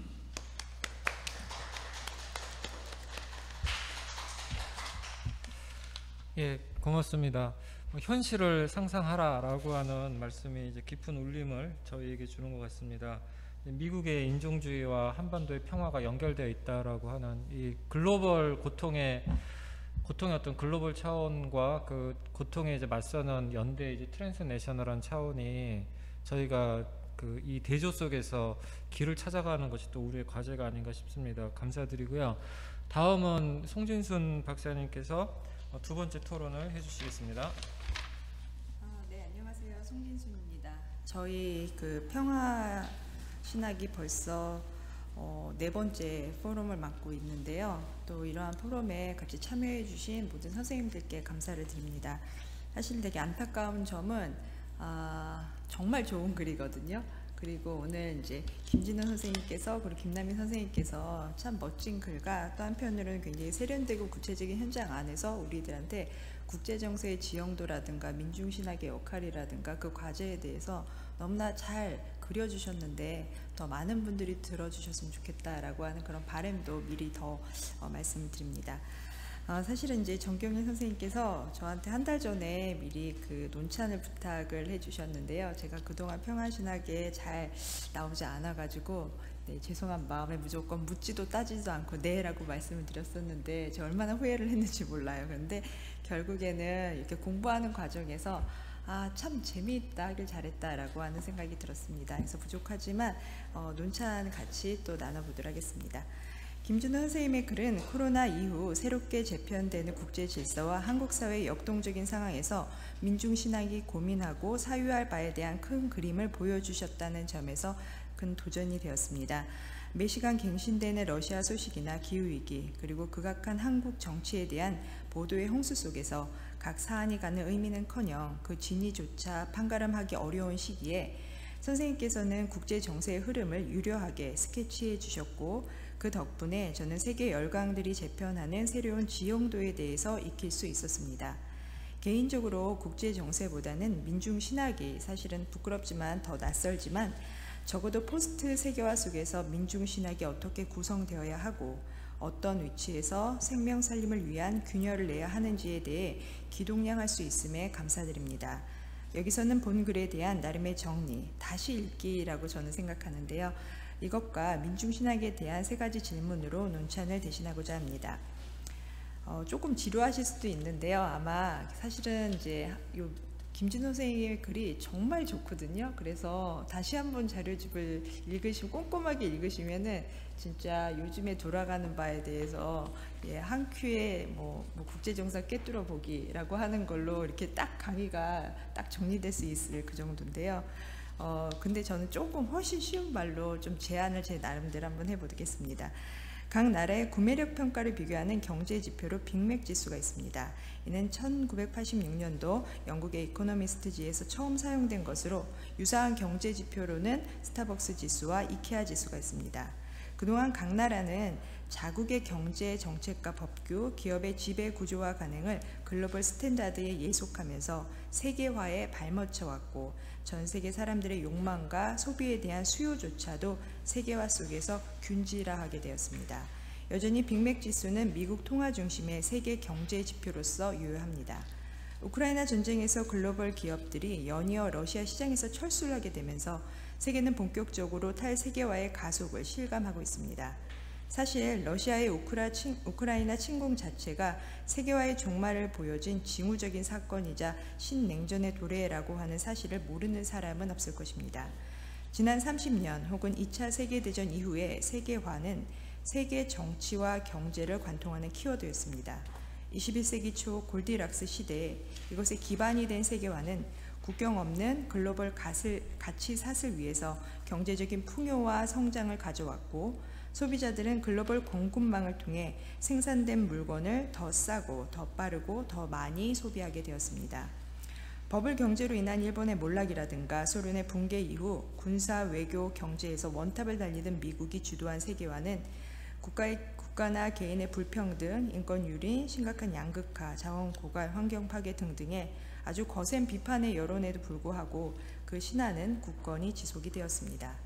그러나 2008년 이후 세계 금융 위기 이후에 브렉시트라든가 미국 우선주의 혹은 트럼프주의로 대변되는 자국 보호 무역 강화 또는 급성장하는 중국에 대한 미국의 견제는 세계화의 공고한 지형의 균열을 드러냈습니다. 이후 코로나 팬데믹의 상황과 기후위기 속에서 중산층은 더욱 붕괴했고, 금융 자본주의로 인한 심각한 양극화와 불평등의 아우성 속에서 리쇼어링, 니어쇼어링, 프렌드쇼어링 등등 지역 경제를 블록화하는 모든 어떤 현상들은 더 가속화하는 중에 있습니다. 러시아 전쟁을 빌미로 표면적으로는 철저하게 윤리적 가치에 의한 국제사회의 제재와 비판이 새로운 냉전의 동력인 것처럼 보이기는 하지만, 각국은 철저하게 실리 정책에 의한 동맹국가의 가치 사슬에 의한 정책을 통해 세계화에서 벗어나고 있습니다. 물론 이러한 정책적인 행보와 자국의 실업률이 대폭 정책적인 행보로 인해서 자국의 실업률이 대폭 감소한다거나 양극화가 해소될 일은 만무합니다. 4차 산업혁명이라고 하는 기술 지배 구조라든가 에너지와 식량 등 모든 이러한 자원들이 무기화되는 상황에서 새로운 냉전 구조는 자국의 이익과 가치 사슬 속에서 작동되어야 하기 때문입니다. 탈세계화가 기존의 냉전 체제를 소환하는 것처럼 보이긴 하지만 사실 그 양상은 전혀 다릅니다. 본 글에서 언급하셨듯이 나토 정상회담에서 채택된 신전략 개념은 러시아와 중국을 고립시키는 장벽으로 재구축된 것처럼 보이지만, 독일과 프랑스 등 나토 중심의 국가들이라든가 이스라엘이나 사우디아라비아 등의 중동 국가들, 그리고 인도, 인도네시아 등등의 비동맹 국가들도 중국을 견제하려고 하는 미국의 적극적인 제스처를 보내지는 않은 상황입니다. 예상과 달리 전쟁이 장기화되는 상황에서 경제와 안보 차원에서 독일은 국방비를 증가하며 재무장하고 있고, 일본은 역대 최대의 해상 자위대를 파견하면서 자신의 영향력을 점차 확대하고 있는 중입니다. 이 점에서 선생님께서는 세계 평화와 안보를 위한 냉전의 재구축이라고 하는 것이 미국의 적극적인 경계 집기 압박에 의한 전략적 냉전이라고 지적하셨지만, 지금의 상황은 보다 더 큰 행보들이 수면 아래 움직이고 있음을 시사하는 듯합니다. 또한 미국의 전략적 냉전이 중국을 적실하게 견제하고 패권 국가의 지위를 유지할 수 있는가에 대해서도 불투명하다고 생각합니다. 얼마 전 푸틴이 공식 석상에서 표트르 대제를 언급하면서 러시아는 현재 누구의 땅을 빼앗는 것이 아니라 러시아의 영토를 되찾는 것이라고 말했고, 시진핑 역시 지난해 공산당 창당 100주년을 맞아서 천안문에서 중화민족의 위대한 부흥을 핵심 슬로건으로 내걸고 현대화 강국의 의지를 내보였습니다. 사실 앞에서도 언급된 것처럼 세계화의 최대 수혜자는 중국이라고 할 수 있는데요. 일본의 몰락이라든가 미국이 어떻게 경제적으로 부상하는 국가들을 견제하고 몰락시키는지를 제대로 학습한 중국은 아마 철저한 대비를 했을 것으로 보입니다. 인도 역시 힌두교 제국의 가치를 소환하는 중이고, 지정학적으로 중요한 위치를 점유하고 있는 터키 역시도 오스만 투르크의 영광을 되찾을 것을 선언하는 중입니다. 국제질서는 이른바 제국들이 기환하는 열강의 각축장으로 접어들고 있습니다. 트럼프에 이어 바이든 행정부는 금융자본주의를 중심으로 재편한 글로벌 공급망을 전쟁을 기점으로 윤리적인 가치 사슬에 의한 정치적 헤게모니를 유지 강화하고 있는 방향으로 가는 중입니다. 세계화의 수요 속에서 급성장한 중국을 견제하기 위해 미국이 모든 에너지를 집중하는 한 한반도 평화, 특히 북한과의 대담한 접근에는 관심이 없어 보입니다. 그 사이 중국과의 관계를 강화하는 북한이나 한미 동맹의 강화로 또 새로운 가치 사슬에 적극 동참한 윤석열 정부는 냉전 세력의 주축이 되는 결과를 낳고 있습니다. 이전에 문재인 정부가 자본의 욕구와 평화 체제를 연계함으로써 명분 있는 세계화의 알리바이를 제공했지만 불안정한 트럼프 정권의 한계를 넘어서지는 못했습니다. 그런데 주목할 것은 바로 이러한 세계화의 종식 대신 단절과 지속의 포스트 세계화가 재편되는 과정을 인간의 폭력성이 퇴행적으로 해석된 정치 공간의 확대라고 하는 차원에서 읽어내야 한다는 점입니다. 사실 신학을 하는 저희들의 관점이나 통찰은 이 지점에서 굉장히 중요하다고 생각합니다. 바로 이것이 민중신학이 발딛고 있는 좌표라는 것입니다. 신자유주의 체제를 넘어 포스트 세계화 속에서 더 심화된 각자 도생의 삶, 무기력과 절망이 지배 감정이 되고 혐오와 분노가 시대의 정서가 된 상황에서 살아가는 사람들, 냉전의 장변 저편에서 소리조차 내지 못하고 주검이 되는 이들이 민중임을 다시 한번 확인합니다. 세계화든 냉전 체제든 그 공공성조차도 언더클래스와 언더커먼스를 타자화하는 이러한 세련된 공론의 장일 뿐이라는 것입니다. 그러면서 이러한 어떤 상황에서 민중신학은 첫째, 이 시대 어느 곳에서 민중을 발견해야 하는지, 아니 민중이 누구인지 직시해야 하며, 둘째는 규범적인 공론의 장에서 민중을 어떻게 배제 혹은 은폐하고 있는지를 비판함으로써, 셋째, 지금의 공공성에서 보여주고 있는 위성과 폭력성을 고발할 과제가 있다라고 말합니다. 이는 포스트 세계화 시대에 배제된 존재들의 살림에 관한 담론임을, 그래서 민중신학이 사유할 바임을 제안하고 계십니다. 그런 점에서 저는 이제 세 가지 질문을 준비했는데요. 아까 이제 김남희 선생님께서 말씀하신 부분하고 좀 이제 중첩되는 부분이 있는 것 같아요. 그래서 이 부분 한번 나눠보겠습니다. 그러면 글을 읽으면서 떠오른 몇 가지 단상과 의문에 대한 선생님께 그 의견을 구하면서 이어가고자 합니다. 강상중은 계급과 민족에 국한되지 않는 다양한 정체성을 가진 존재, 즉 멀티튜드, 이러한 멀티튜드의 반란을 언급하고 있는데요. 이 시대의 민중은 그 스펙트럼이 굉장히 크다라고 생각합니다. 일례로 코로나로 인해서 생계가 불투명한 소상공업자들, 우리 주변에 상존하고 있는 차상위 계층이라든가 장애인, 사회 경제적인 취약층이라든가 외국인 노동자, 난민, 사실 어떻게 보면 분명히 우리가 이제 알 수 있는 민중이라고 생각할 수 있겠지만 뿐만 아니라 취업을 앞두고 있는 청년 세대부터 신자유주의 시대에 각자 도생의 삶에서 불안과 분노에 찬 이들까지 경제적인 차이를 넘어 수많은 장벽 밖에서 많은 이들이 민중으로 서 있습니다. 그렇다면 자신의 경험과 위치를 언어화할 수 있다고 해서 혹은 공공의 장에서 소리를 낼 수 있다고 해서 민중이 아닌 것은 아닐 것입니다.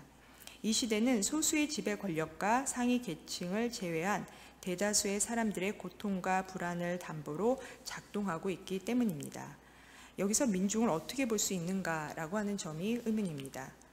또한 글의 마지막 부분에서 캐서린 갤러가 우주적인 언더커먼스를 포함하면서 이 공공총의 체계를 이제 언급하셨는데요.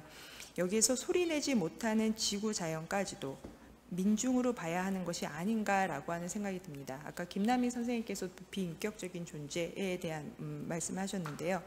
지금의 경제는 지속가능한 발전 가능성의 목표를 넘어서 ESG라든가 나아가 적극적인 형태로는 이해 당사자 자본주의를 통해서 주주, 기업가, 노동자, 소비자 그리고 지구자연까지도 이해 당사자로서 공론의 테이블에 불러들이고 있는 상황입니다. 물론 이러한 체제 역시 허울 좋은 수사를 통해서 또 다른 가치 사슬에 기반한 철저한 자본주의의 양태임을 모르는 바는 아닙니다. 그러나 문제는 비계급, 비서민이라고 하는 언더클래스, 언더커먼스의 경계를 말하기도 어려운 상황이 아닌지 질문을 드리고 싶습니다. 사실 이전에 김희연 선생님께서 민중을 특정 집단으로 범주화하는 사회학적 개념에서 벗어나서 역사의 생명과 창조성을 주도해가는 역동적 존재로서의 이해, 다시 말해서 민중을 존재론적인 개념에서 파악해야 한다라고 정리하면서 제안해 주셨습니다. 그렇다면 자신의 경험을 언어화할 수 있는지의 여부 혹은 계급, 인종, 성별 이러한 등등의 정체성의 분화, 또 세 번째 나아가서는 배제와 혐오의 대상이라고 하는 정서적인 어떤 분류에서 더 나아가 포스트 세계화 시대에 민중을 어떻게 볼 수 있는지에 대해서 한번 논의와 의견을 듣고 싶습니다. 두 번째는 좀 지역적인 문제이고 개인적으로 이제 신학을 하신 저희 선배님으로서 여쭙고 싶은 건데요. 윤석열 정부의 핵에너지 확장론은 죽임의 체계를 노골적으로 드러낸다라고 지적하셨습니다. 그린 뉴딜을 선도한 이유에서도 사실은 평화와 안보, 에너지 식량이라든가 뭐 이런 에너지 안보 문제가 지금은 가장 시급한데요. 이러한 것들을 위해서 핵에너지를 그린 텍소노미에 포함시키고 가동할 것을 확정한 바 있습니다. 물론 이산화탄소 배출량이라든가 폐기물 처리 조항이라든가에 대한 조건부에 대한 승인입니다. 다시 말해서 세계화가 평화와 죽임이라고 하는 양립할 수 없는 영역을 현 시스템을 유지하기 위해서 어쩔 수 없이 적극적으로 디커플링하고 있는 그러한 상황인데요. 문제는 여기에서 살아간다는 것 자체가 사실은 저희가 조건부의 죽임의 체제를 긍정하고 있는 것은 아닌가라고 하는 생각이 듭니다. 이에 대해서 선생님의 민중신학적인 통찰을 듣고 싶습니다.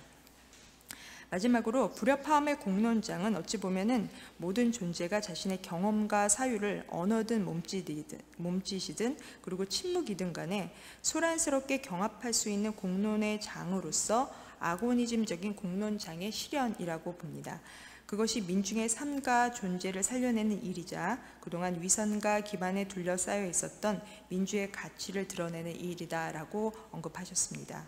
그렇다면 민중신학은 다문히 이러한 수많은 아수라들, 소란들이 경합할 수 있게 매개하는 신학이자 자칭 브로커가 되어야 할 것 같은데요.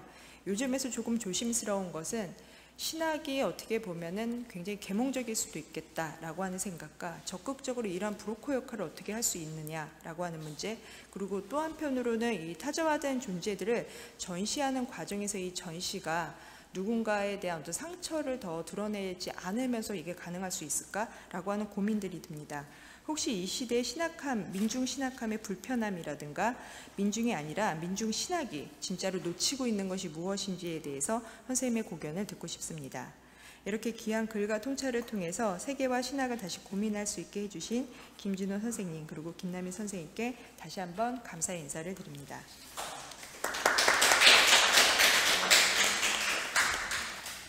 고맙습니다. 민중은 이 시대 포스트 세계화 시대 이제 민중은 누구인가, 그리고 우리는 뭐 민중신학은 민중과 어떻게 연대할 것인가라고 하는 굉장히 이제 묵직한 근본적 질문을 주신 것 같아요. 그러면 이 시간에는 그 두 토론자의 토론 내용에 대해서, 문제 제기에 대해서, 질문에 대해서 김진호 선생님이 답변을 좀 해주시고 그 다음에 전체 토론으로 이어가도록 하겠습니다. 네, 감사합니다. 충실한 토론문들이어서 저로서는 이거 가지고서 종일 얘기해도 참 좋겠다라는 생각이 들었는데 그렇게 얘기할 수는 없고 지금 두 분이 제기하신 논점에 대해서 다 말씀드릴 만한 시간 여유는 없는 것 같아요. 그래서 그냥 몇 가지만 생각나는 대로 두서없이 말씀을 드리고 부족한 건 나중에 더 얘기 나눴으면 좋겠습니다. 일단 이제 이게 제가 뭐 글을 발표하는 자리에서 발표한 것이 너무 오랜만이기도 하고 그래서 그리고 이제 이런 식의 글은 거의 80년대 팜플렛 같은 글이거든요. 그러니까 우리 시대의 정세를 엄청나게 큰 사이즈로 읽어낸 다음에 아주 구체적인 땅바닥에다가 손가락으로 그림 하나 그려놓고 이게 우리 실천일 거야 뭐 이렇게 얘기하는 것 같은 그런 글이어서 그 연결고리가 이제 그 중간에 굉장히 많은 설명들이 필요한데 다 이제 스킵되어 있는 거죠. 다만 이제 그 세계화 시대가 저물고 있고 그 저무는 국면에서 다양한 형태의 실천적인 개입들이 있다라는 것이죠. 자본도 개입하고 있고 자본들도 각각 개입하고 있고 국가들도 개입하고 있고 진보적 활동가들도 개입하고 있고 다양한 시도들이 있는데 저는 이제 우크라이나 전쟁을 어떻게든 글에 끌어들이고 싶었어요. 그래서 그리고 우크라이나 전쟁이 실제로 이 세계화의 이제 이 저물어가는 세계화에 굉장히 중요한 그 변곡점을 해석하는 시도들이 많고 그래서 그 얘기를 하다 보니까 글이 엄청 커졌고 또 이 세계화를 향한 여러 디자인 중에서 특정한 것에 포커스를 두고 얘기할 수밖에 없었습니다. 특히 이제 미국과 그밖에 여러 국가들의 세계화, 포스트 세계화 전략 이런 것들에 이제 초점을 둔 얘기를 했는데요. 그밖에 여러 형태의 세계화에 대한 시도들이 있고 그리고 지금도 포스트 세계화를 둘러싼 어떻게 포스트 세계화를 자기들에게 더 유리하게 또는 유의미하게 만들어갈지를 둘러싸고 치열한 공방이 벌어지고 있어서 이제 이런 해석들은 끊임없이 계속 우리가 점검해 봐야 할 것인데 지금 당장 하나의 단면을 잘라서 지금 당장 우리가 주목해 봐야 할 포스트 세계화적 전략들 세 가지를 이제 훑어본 거고요. 거기에 대해서 민중신학은 어떤 고민이 필요한가 이런 얘기에 초점이 있는 것이에요. 그래서 두 분 선생님이 이제 그 사이의 지점들에 대해서 물으신 것들은 다 유의미하고 우리가 고민해야 되고 토론할 문제인데 제가 다루지 못한 것이라는 것이고요. 이제 주목하고 싶었던 제가 이제 물음들은 두 분이 좀 더 비슷한데 이제 제가 전시라고 말한 것과 관련된 표현이에요. 그러니까 이제 퍼포먼스를 제가 말하고 싶었던 건데 이제 이 말이 제가 이제 민중신학의 이제 민중의 물음은 크게 이제 두 가지 지점이 있어요. 하나는 역사의 주체로서 민중을 말하고자 하는 초점이 있고 하나는 고통의 담지자라는 것을 강조하는 민중에 대한 문제의식이 있는데 이제 그 초기의 어른들은 이 차이를 주목하지는 않았는데 저희는 이 차이에 주목하는 겁니다. 역사의 주체를 강조하는 담론은 이제 민중신학의 담론 전략에서 민중을 주체 관점에서 묻는 시도를 해요. 이것은 역사를 어떻게 변화할 때 민중에 대한 물음이 필요한 것인가라는 것이죠. 여기서 이제 김남현 선생님도 밑으로부터 연대, 그다음에 트랜스내셔널 연대 뭐 이런 얘기 하셨잖아요. 이런 것도 이제 그런 논점에서 얘기를 전개해 나갈 때 우리가 적극적으로 탐구해야 될 문제고요. 80년대 민중은 이제 한 공장에서 수만 명의 노동자들이 이제 거의 같은 그 영역에서 노동을 하기 때문에 이해관계도 비슷하고 작업장도 거의 비슷하고, 그러니까 그들에 의한 거대한 노동 투쟁이 있었을 시절에는 또 주체를 얘기하기도 훨씬 쉬웠죠. 근데 이제 세계화라는 것이 우리가 직면하게 되면서 세계화는 이제 그런 거대한 작업장이 아니라 작업장을 수없이 잘라내고 또 거대한 작업장 안에서도 뭐 이렇게 그 2차, 3차, 4차 하급 뭐라 그러죠? 하청 기업들을 만들어내면서 끊임없이 노동자들을 분화시키잖아요. 그리고 거기에 또 기계가 하는 부분이 또 많은 부분을 차지하고 있고, 그래서 이제 노동자들이 이제 분화되죠. 노동자만 분화되는 것이 아니라 섹슈얼리티, 또 뭐 내셔널리티 이런 것들이 수없이 분화돼서 거대한 어떤 결속체를 만들어낼 수 있는 것은 주체의 문제가 아니라 권력의 문제처럼 나타나기도 한다라는 것이죠.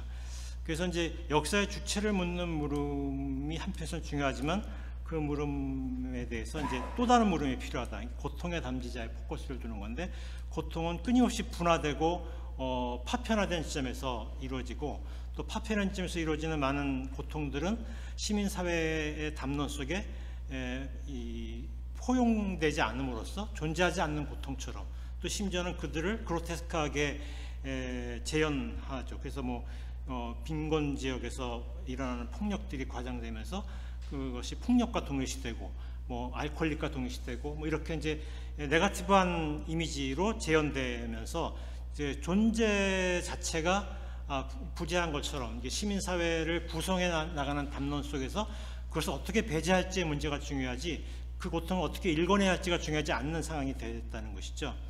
그래서 이제 다시 정리하면 역사의 주체로서의 민중을 강조할 때는 이제 주체의 문제가 중요한데, 이것은 이런 담론적인 전략은 어떤 위험성이 있냐면 배타성의 위험을 가지고 있습니다. 누군가를 배제해야 된다는 것이죠.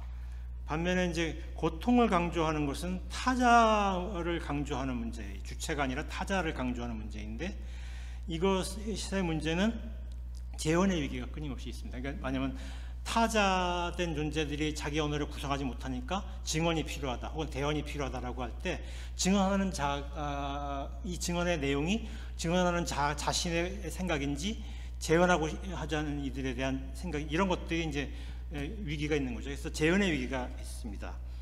그래서 저는 이제 제가 강조하고 싶었던 것은 타자의 문제를 강조했던 것이고, 그것이 이제 세계화 시대의 중요한 민중 문제의 핵심이라고 봤고, 그걸 이제 표현한 용어가 민중신학에서는 오클로스이고 민중신학 밖에서는 언더클래스 혹은 언더커먼스라는 것입니다.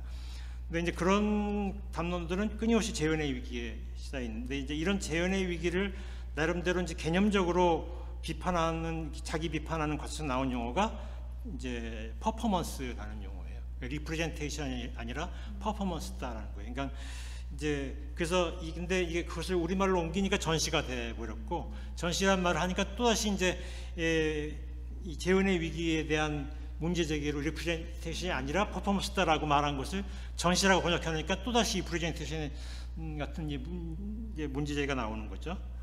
어떻게 하여간 내가 어떻게 쓰든 간에 진짜 두 분이 지적한 문제는 굉장히 중요한 문제입니다. 민중신학 타자를 강조하는 민중신학자들이 끊임없이 직면하는 것은 내가 증언하는 그것이 나인지 민중인지에 대한 문제가 스스로에게 위기로 봉착한다는 것이죠.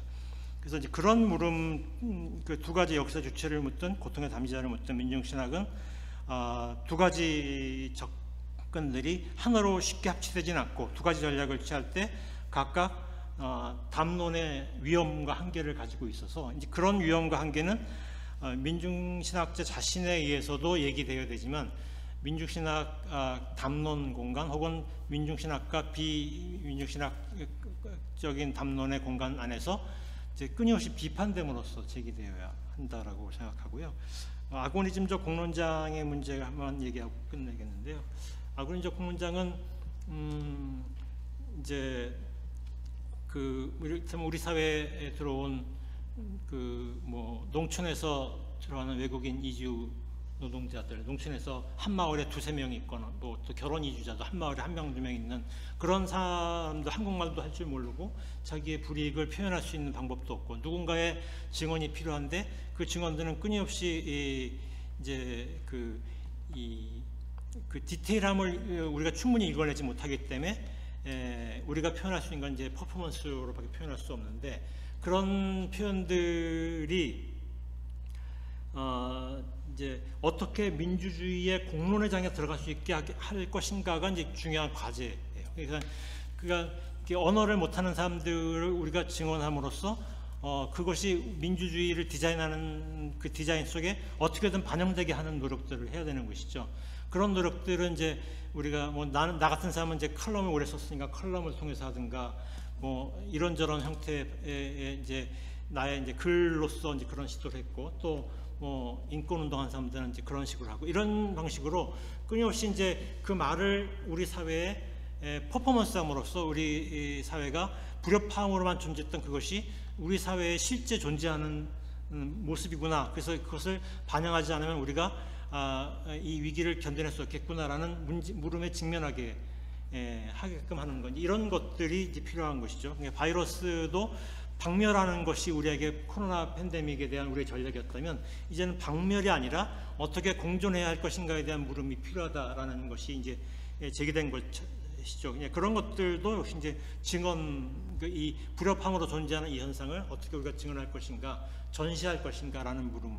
그리고 이것이 이제 아고니즘적 공론장에서 우리의 역할이 아닌가 이런 두서없는 대답입니다. 네, 고맙습니다. 저희 이제 평화의 신학은 다양한 연구자들이 함께하고 있는데 이제 크게 보면은 이제 3가지 좀 방향성을 갖고 있어요. 하나가 그 대안적인 생명평화 담론, 생명평화 통일 담론을 이제 만들어가는 노력 하나하고 그리고 우리 안에 마치 그 DNA처럼 계속 유전되고 있는 역사적 트라우마, 그러니까 과거를 돌아보는 것. 아까 이제 김남희 선생님이 현실을 상상하기를 말씀하셨는데 과거를 상상하는 것, 이제 과거에 나타났던 평화의 가능성 그리고 대안적 가능성을 상상하면서 역사적 트라우마를 응시하는 이제 그런 작업이 있고 그리고 3번째가 타자의 평화 체제인 것 같아요. 그러니까 우리가 평화든 통일이든 정의든 민주든 여러 가지 가치를 지향하면서 변화의 노력들을 해갈 때 거기서 늘 탈각되는 내지는 잊혀지는 사람들에 대한 이제 응시, 발견 그리고 이제 연대가 타자의 평화 체제의 어떤 지향인 것 같습니다. 그래서 한반도 평화 과정 속에서 끝없이 우리가 놓치고 있는 이들을 계속 찾아내고 발견하는 것, 그것이 바로 이제 민중신학의 어떤 오클로스 개념과 만났던 것 같아요. 그러니까 오늘 김진호 선생님이 이제 강조하셨던 게 바로 그 타자의 평화 체제에서 타자와 어떻게 평화를 함께 상상할 건가 이제 그런 비전을 좀 나누셨던 것 같습니다. 자, 그러면 이제 저희가 한 30분 정도 그 전체 좀 대화 토론 시간을 좀 갖도록 하겠는데요. 여기 이제 현장에는 한 10분 정도 전체 와 계신데 그래도 이 평화신학을 후원하는 4개 교회는 다 오셨어요. 그 천안살림에서도 그 이성철 전도사님이신가요? 예. 그래서 저희 이제 천안살림, 한백, 향린, 세길 이제 4 교회에서 그래도 다 책임 맡고 참여해 주셔서 감사드리고요. 혹시 그 유튜브로 질문이나 코멘트 들어온 거 있나요? 예, 없으면 그러면 여기 계신 그 참여하신 그 4 교회 대표들께서 먼저 토론하실 것 내지는 질문하실 게 있으면 해주시면 고맙겠습니다. 예, 그냥 마이크 하나 쓰시죠. 예. 온오프라인 합해도 이렇게 몇 명 안 되니까 두서없이 30분간을 재밌게 보내는 게 목표인 것 같은데요. 그런 의미에서 부담 없이 제가 마이크를 들었습니다. 저는 향림교회 김미연 목사입니다. 그러니까 저의 유전자 속에서는 민중신학의 아까 김진호 목사님 말씀하실 때 민중신학의 어떤 2 측면들, 하나는 역사의 주체라고 하는 면에서의 민중에 대한 집중과 또 고통의 다른 면에서는 고통의 담지자로서의 어떤 부분들. 근데 민중신학이 태동할 때는 역사의 주체라고 하는 측면들이 70년대, 80년대까지 이렇게 강렬하게 나타났었고 그런 운동의 시대가 이제는 분명히 포스트 무브먼트 시대라고 저는 느끼고 있어요. 지금은 무브먼트 시대는 분명 아니죠. 여러 운동들이 있지만은 대부분이 정체성의 정치로 하면서 각자가 파편화되었고 연대와 사랑 어떤 그런 것들을 꿈꾸면서 하는 어떤 모의나 실험 이런 것들이 매우 약화되어 있는 측면이니까 그런 면에서 저는 이 김진원 선생님이 그 시기에 어떤 민중신학의 어떤 한 장르를 굉장히 어떤 잘 대변해 주셨다고 저는 봅니다. 근데 이제 늘 그런데 오늘 그 김진원 선생님 발제는 좀 상징적으로만 암시하고 갔었던 부분들을 두 분이 굉장히 잘 이어가 주셨어요. 저가 봤었던 부분에서 관심 있게 봤었던 부분은 두 분의 이어지는 그걸 발전시켜내는 문제 의식은 이런 거였던 것 같아요. 언더커먼스라고 되어 있는 것들을 그냥 그 무력화 또는 어떤 대상화가 아니라 그 안에서 언더커먼스를 역동화시켜서 이것이 김진선 선생님도 답변하실 때 말씀하셨던 것처럼 우리의 소셜 커먼스가 될 수 있도록 할 수 있게 하는 기획을 어떻게 할 건가. 이제 이런 지점에서 민중신학이 또 다른 이 포스트 무브먼트 시대의 허무주의와 이런 어떤 장벽들을 어떻게 딛고 넘어설 수 있는 상상력을 신학적으로 영적으로 제공할 수 있을 것인가. 이런 문제가 굉장히 저에게는 어떤 고민되는 지점이자 현실에서 부딪히는 문제인 것 같아요. 그래서 오늘 말씀을 들으면서 그 지점에서 좀 놓쳐왔었던 이 부분들에 대한 언어들 이것들을 좀 정선되게 얻게 되어서 굉장히 기쁘고요. 또 김진원 선생님 발제문에서는 마치 세계화가 이렇게 저렇게 그냥 실타래처럼 뭉쳐 있었는데 안과 밖이 이어져 있는 여러 개의 메비우스들을 아주 아름다운 스케이트를 타고 이렇게 연주를 해내는 것처럼 볼 수 있게끔 해주셔서 너무 고마웠습니다. 예, 고맙습니다. 코멘트를 좀 해주셨고요. 지금 채팅 지금 뭐 질문이 계속 들어오고 있는데요. 채팅창 질문 전에 지금 그 평화신학 멤버들 중에서 한 분 조미나 선생님이 질문하셨습니다. 제가 읽어드릴게요. 아고니즘적 공론장은 단지 언어가 되지 못한 소리 혹은 퀴어적인 기괴한 몸이라고 말씀하셨는데 때로 아고니즘은 고도로 정치화되어 있고 고도로 코드화되어 있기도 합니다. 소셜미디어의 영향으로 객체화, 버블화되어 소통이 단절된 곳이기도 합니다. 퀴어넌, 랩틸리언 등의 음모론이 확산되는 미국 상황에서 음모론이 확산되는 곳도 언더커먼스들, 언더클래스들의 공론장입니다. 한국에서는 이제 태극기 부대가 되겠죠. 그렇다면 그 공론장의 모습을 재현 혹은 전시하기에 앞서 어떻게 들을 것인가 또 문제제기 되어야 하지 않을까 싶습니다. 민중신학의 발화, 말걸기, 말하기 혹은 재현, 전시하기 전시하기에 앞서서 민중신학의 경청은 듣기는 어떻게 수행되어야 할까요? 이게 질문인데요. 이거 뭐 질문이시니까 먼저 좀 답변해 주시고 다음 채팅창에 들어온 질문 듣도록 하겠습니다. 이제 아까 김남희 선생님이 교회와 신학교 얘기를 하셨잖아요.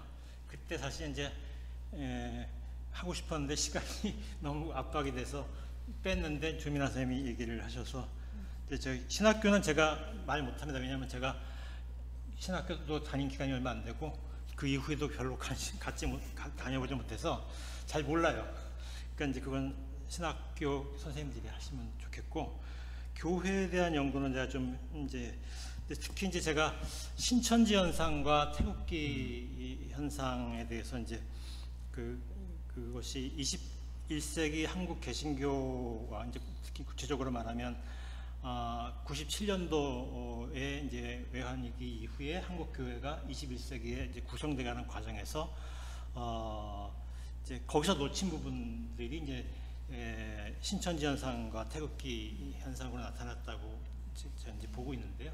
그래서 그 현상이 이제 조민아 선생님이 극도로 정치화되고 고도로 조직화되었다라는 그런 것과 연관되어 있는 현상이기도 한데 이제 그런 정치화되고 조직화되는 양상 속에 한국 개신교회가 이제 연관되어 있다라는 거예요. 개신교의 내적 위기가 저는 이제 그렇게 보는데 이제 그런 현상들에 대한 물음이 이제 우리가 잘 안 물었죠. 이를테면 신천지를 낙인 찍기, 이단으로 낙인 찍기 하고 태극기도 이제 정치적 광신도로 낙인 찍기 하면서 이제 보지 않고 묻지 않은 결과 이제 이런 현상들에 대한 독법을 우리가 놓쳐버린 부분들이 있다고 생각하거든요.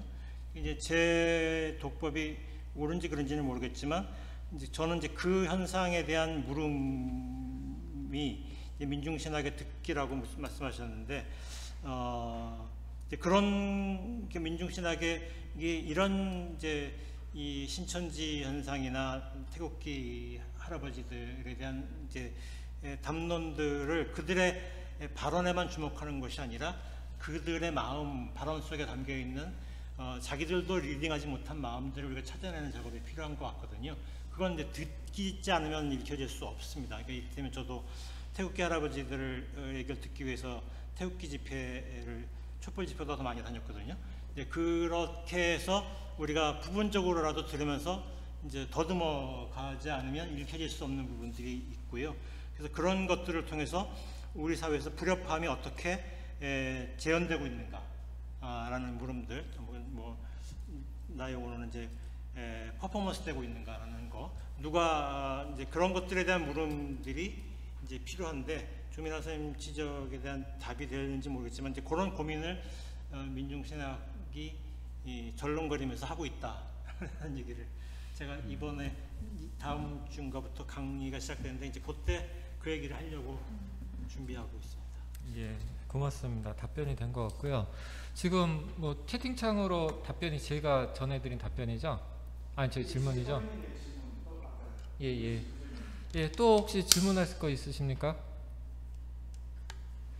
그럼 제가 한 가지, 요거는 김남희 선생님도 답변해 주실 수 있을 것 같고요.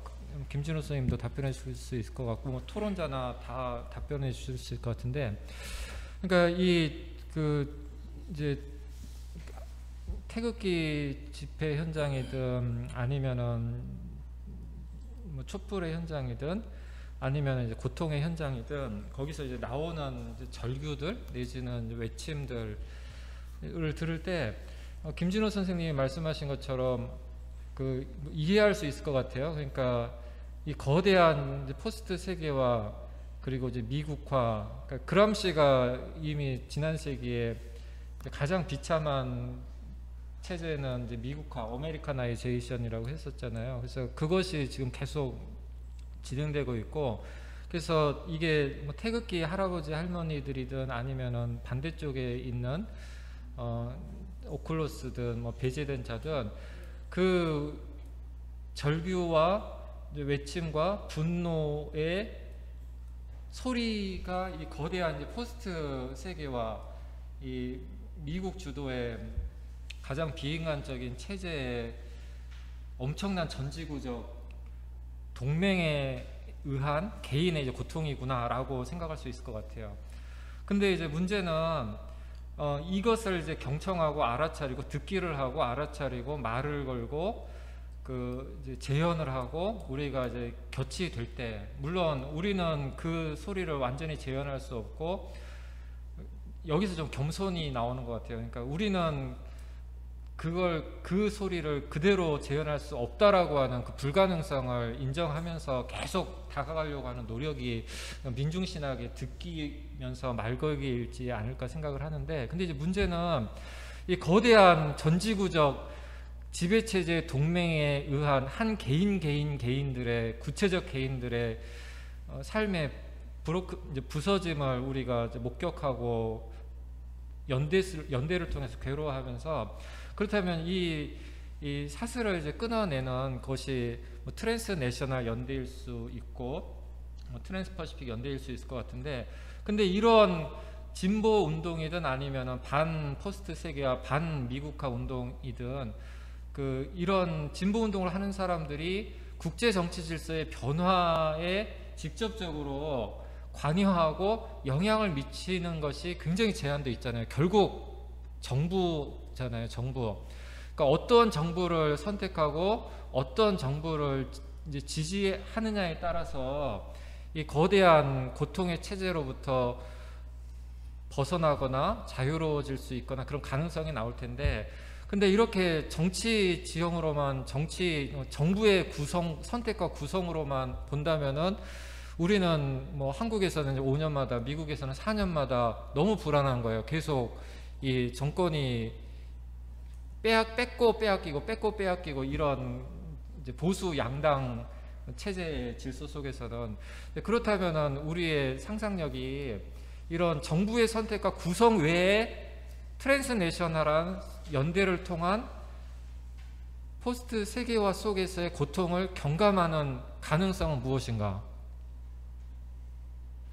정부의 선택과 구성 이외에 우리가 상상하고 실천할 수 있는 것은 무엇인가? 그게 좀 나누고 싶은 이야기예요. 이건 김진호 선생님, 김남일 선생님 두 분 다 말씀해 주셔도 좋을 것 같습니다.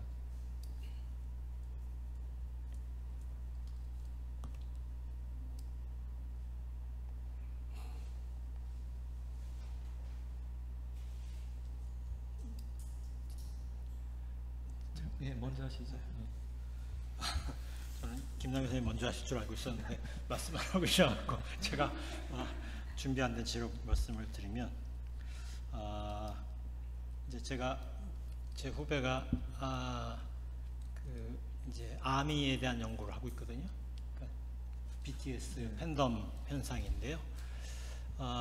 이제 이게 전지구적인 네트워크가 어떻게 종교적 현상으로 나타나고 있는지에 대한 물음을 좀 얘기해 달라라는 것이 이제 제 주문이었는데, 그런 것처럼 이제 암이라는 것은 우리가 알고 있는 어떤 의제연합 같은 형태가 아니잖아요. 그러니까 우리가 아까 그 김남일 선생님이 트랜스내셔널 연대인가 뭐 이런 말 하셨잖아요. 밑으로부터 연대 뭐 이런 말 하셨는데, 이제 우리가 연대하면 떠오르는 것은 자꾸 의제연합이거든요. 그러니까 이제 어떤 특정한 의제를 가지고 연대를 이루어지는 이런 거죠. 그리고 그 의제연합에는 이제 의제연합을 구성해내는 이제 그 의제연합을 둘러싼 이제 이데올로기가 이제 있고, 또 거기에는 이제 그런 것들을 대변할 수 있는 어떤 압력 집단이나 혹은 정치적 구성체들이 이제 있는데, 그런 것들이 이제 국가 내에서 이루어지거나 글로벌하게 이루어지거나 이런 것들이 좀 있는데요. 지금 이제 그런 형태의 의제연합도 한편에서 이제 중요하게 작동하고 있죠. 전지구적으로. 그래서 그런 양상들을 우리가 찾아내고 그걸 평가해주는 이제 그 의미 있게 평가해주는 작업이 필요한 것 같아요. 그리고 이제 또 하나는 저는 이제 의제연합과 또 다른 차원에서 이루어지는 사건적 연대라는 것이 이제 있는데요. 이 사건적 연대는 훨씬 더 그러니까 사건 자체가 이벤트잖아요. 훨씬 더 이렇게 이제 이데올로기적인 요소가 덜 하면서 순간적인 요소죠. 그리고 이제 거기엔 또 이제 단점도 되게 많은데, 장점은 이 연합의 중요한 동력이 감정이라는 거예요. 그래서 감정을 우리가 이제 사건, 그러니까 연대를 설명할 때 이제 어젠더가 아니라 마음들을 이제 중요한 기제로 사용하는 것이 이제 필요한 부분인데요. 그래서 사회적 영성이란 말을 제가 이제 사용하고 싶어 했던 것 중에 하나는 이런 사건 연합이라는 것을, 의제연합이란 다른 차원에서 말하는 사건 연합이라는 걸 우리가 어떻게 읽어낼 수 있을 것인가. 그러니까 우리가 그것을 주도하는 것이 아니라 실제로 도처에서 일어나고 있는 사건 연합을 어떻게 이름을 부여하고 의미를 얘기하고, 그것이 이 전지구적인 담론적 변화 혹은 자본이나 그 헤게모니 세력들에게 문제를 제기하는 거대한 하나의 바람으로서의 영향을 미칠 수 있는지 하는 작업들을 하는 것이 이제 이런 사건들의 이름을 지어주는 작업들인 것 같거든요. 그래서 저는 이제 그런 것들에 대한 이제 어떤 그 민중신학자들의 혹은 비판적 지식인들의 이제 고민과 접근이 필요한 것 같아요. 그런 걸 통해서 실제로 일어나고 있음에도 불구하고 우리가 일어나고 있는지 모르고, 또 그런 것들의 의미를 더 강화해서 만들어갈 수 있는데 하지 못하는 부분들을 찾아내는 게 중요하다, 이런 얘기를 드리고 싶습니다. 예, 고맙습니다. 더 좀 토론을 계속 하고 싶은 답변을 해주신 것 같고요. 김남희 선생님 혹시 말씀하실 거 있으세요? 일단 정경일 선생님, 이게 좀 울리는데 괜찮아요. 질문이 중요하고 또 김준호 선생님 답변하신 거가 그 두 가지 의제 중심의 연대와 또 사건 중심의 연대에 대해서 말씀하신 게 중요한데요. 트랜스내셔널 연대라는 것 자체가 국가를 어떤 한 분석이나 연대의 틀로 보지 않는 것을 전제로 생각을 하는 것이기 때문에 일단 지금 제가 간단히 말씀드릴 수 있는 거는 저는 그 place politics가 중요하다고 생각을 하거든요. 무슨 말이냐면 내가 있는 곳에서 할 수 있는 것, 그리고 그것이 어떻게 다른 곳에서 일어나는가 연결이 되는가를 계속 찾아가는 것. 그러니까 어떻게 생각하면 지금 아틀란타에서 제가 아틀란타에 살고 있고 아틀란타에서 총기 사건이 일어났고 작년에 그래서 이제 그 아시아계 여성들이 이제 여성들을 상대로 한 혐오 범죄 또 여러 가지 아시아 인종 차별에 대해서 여기서 많이 이야기가 되고 있잖아요. 그러니까 그거를 여기서 있는 제가 할 수 있는 거를 찾는 것과 동시에 또 그게 어떻게 연결이 되는가 국제적으로 또 한국 상황에서 또 한국 외의 상황에서 그런 인종차별의 이슈가 어떻게 사람들이 얘기를 하고 연계를 하는가를 찾아가는 게 일단 저 같은 경우는 제가 할 수 있는 일이라고 생각을 하고 있습니다. 그러니까 그냥 머릿속으로 생각해서 그러니까 이거를 단순히 학문의 주제로만이 아니고 지금 이 상황에서 아틀란타에서 어떤 일이 일어나고 있는가, 여기서 해답이나 여러 가지 해결들이 어떻게 제시되는가, 그런 것들을 촘촘히 쫓아갈 때 보면은 결국은 그게 예를 들어서 한국에서 일어나고 있는 상황과도 아시아 전역에서 일어나고 있는 상황과도 정말 직접 간접적으로 연결되어 있다는 것을 알게 되거든요. 그래서 어떤 면에서는 둘 다 그런 트랜스내셔널 연대가 아까 김준호 선생님이 얘기하신 의제 중심의 연대와 또 사건 중심의 연대와 계속 이렇게 밸런스를 맞추면서 또 동시에 갈등을 일으키고 그러면서 생기는 연대 같습니다. 지금은 그 정도 말씀드릴 수 있을 것 같아요.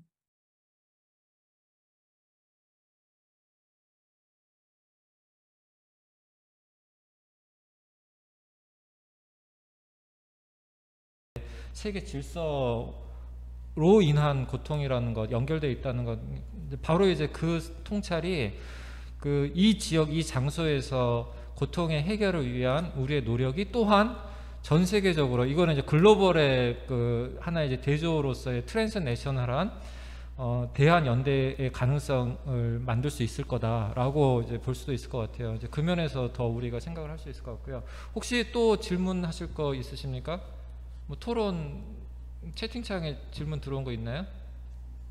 예, 없으시면 그러면 저희 뭐 준비된 시간이 다 되어 가는데 오늘 그래도 토론 문제 제기만 하시고 더 토론에 참여를 못 하셨는데 혹시 송진선 박사님 더 얘기하실 거 있으시면 한번 해주시고 마무리하도록 하죠. 이제 들으면서 더 되게 많이 정리가 되는 측면이 있었고요. 사실은 요즘에 뉴스를 보면서 되게 힘든 게 뭐냐면 가족이 집단으로 자살하는 사건들이에요.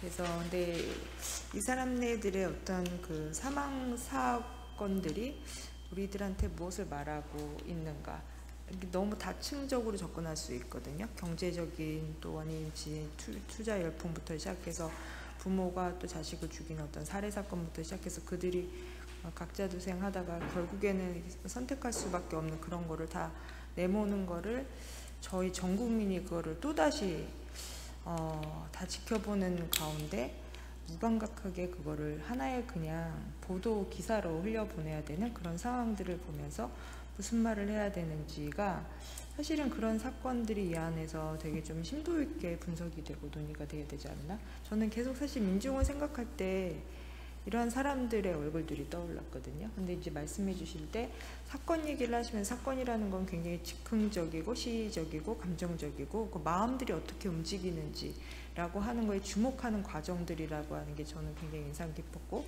또 이런 맥락에서 아까 이제 김미연 선생님께서 포스트 무브먼트 시대의 이 허무주의를 우리가 어떻게 극복하면서 새로운 변화로 태동할 수 있을지가 되게 고민이다. 근데 그런 고민들이 진짜 같이 되는 측면이라는 생각이 들어요. 그래서 네, 이 시간이 저한테는 되게 많이 여러 가지로 도전이 되는 그런 시간이었습니다. 감사합니다. 김준호 선생님 마무리 바로 해주시고 마치도록하고요.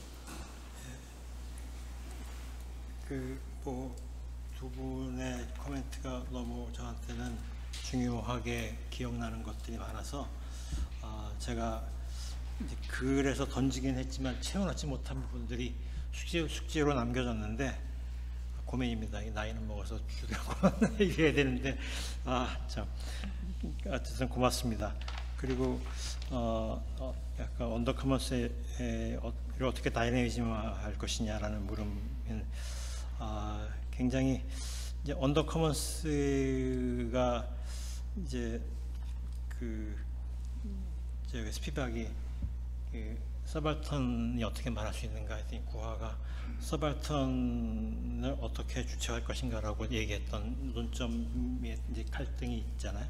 끊임없이 이제 민중신학이 직면해야 되는 문제는 배제된 이들을 증언하는 것만이 아니고 배제된 이들이 말할 수 있도록 해야 되는데 남겨진 과제입니다. 그냥 지금 우리가 서 있는 자리에서 지금 말씀하신 것처럼 자살하는 이들이 있고 또 뭐 이제 그런 식으로 이제 자기가 죽음 외에는 어떤 것도 발언이 될 수 없는 게 많잖아요. 뭐 그 정주영이 죽던 바로 그 주에 서울역 저기 서울 경기장 동대문 경기장 공중전화 박스 앞에서 죽은 노숙자가 있었거든요. 이제 그 사람은 죽고 그 시신이 된 다음에야 이제 그 말을 할 수가 있는 거죠. 그 말은 누군가가 말을 함으로써 말이 되는 거거든요. 그러니까 이제 저는 이제 그게 저한테는 중요하다고 봤는데 그럼에도 불구하고 또 뭐 이제 그 고통 우리가 이제 신천지 개신교 교회가 그 주목하지 않음으로써 가난에 대한 고통을 말하지 않음으로써 이제 고통 어떤 이제 교회가 잃어버린 사람들의 상당수가 신천지로 이동해 갔고 그 사람들은 이제 신천지가 그들에게 부여하는 언어들로 말을 하기 시작을 했잖아요. 그 말은 굉장히 우리 시대의 퇴행적이고 문제적인 담론이 되고 최근에는 또 신천지가 정치 세력화되고 있는 양상도 보이고 있거든요. 그래서 이제 이런 것들처럼 이제 언더커먼스 혹은 언더클래스는 어떤 형태로든 또 이제 말을 하고 있는 거죠. 민중신학이 못 하고 있는 중에. 그래서 이제 김희연 목사님 얘기한 것처럼 이제 우리가 그 역할을 하는데 일정한 역할을 해야 되는 건 자명한 과제인 것 같아요. 어떻게 될지는 지금 잘 모르고 전전긍긍하고 있는데 숙제를 주셔서 또 한번 감사드립니다. 예, 고맙습니다. 오늘은 이제 7월 27일입니다.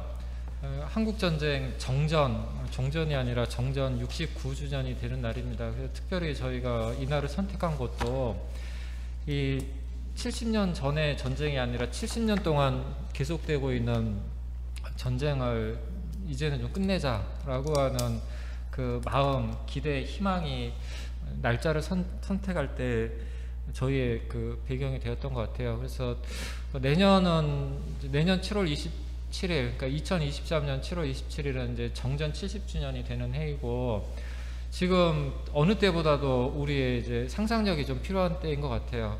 그래서 지금 이러한 현재의 현실 질서에서 이 평화의 길, 평화 체제가 가능할까라고 하는 무기력함과 안에서 이제 회의가 많이 들 때, 이럴 때일수록 우리가 새로운 언어, 를 찾아가고 상상하는 노력이 필요한 때가 아닌가 싶습니다. 그래서 평화신학이 여태까지 저희가 탐구해왔던 역사적 트라우마, 탈냉전의 공간, 탈분단적 마음, 그리고 오늘 그 포스트 세계화 속에서 민중의 삶을 경청하고 연대하는 노력, 이런 이제 고민들을 계속 이어가야 할 것 같고요. 그러니까 내년에는 저희가 뭔가 더 구체적으로 삶의 현실에 이제 뿌리 내리는 새로운 언어를 가지고 평화신학이 다시 이제 돌아올 수 있으면 좋겠습니다. 오늘 우리 이제 긴 평화의 길, 평화의 여정을 함께 하면서 저희의 생각을 더 깊고 단단하게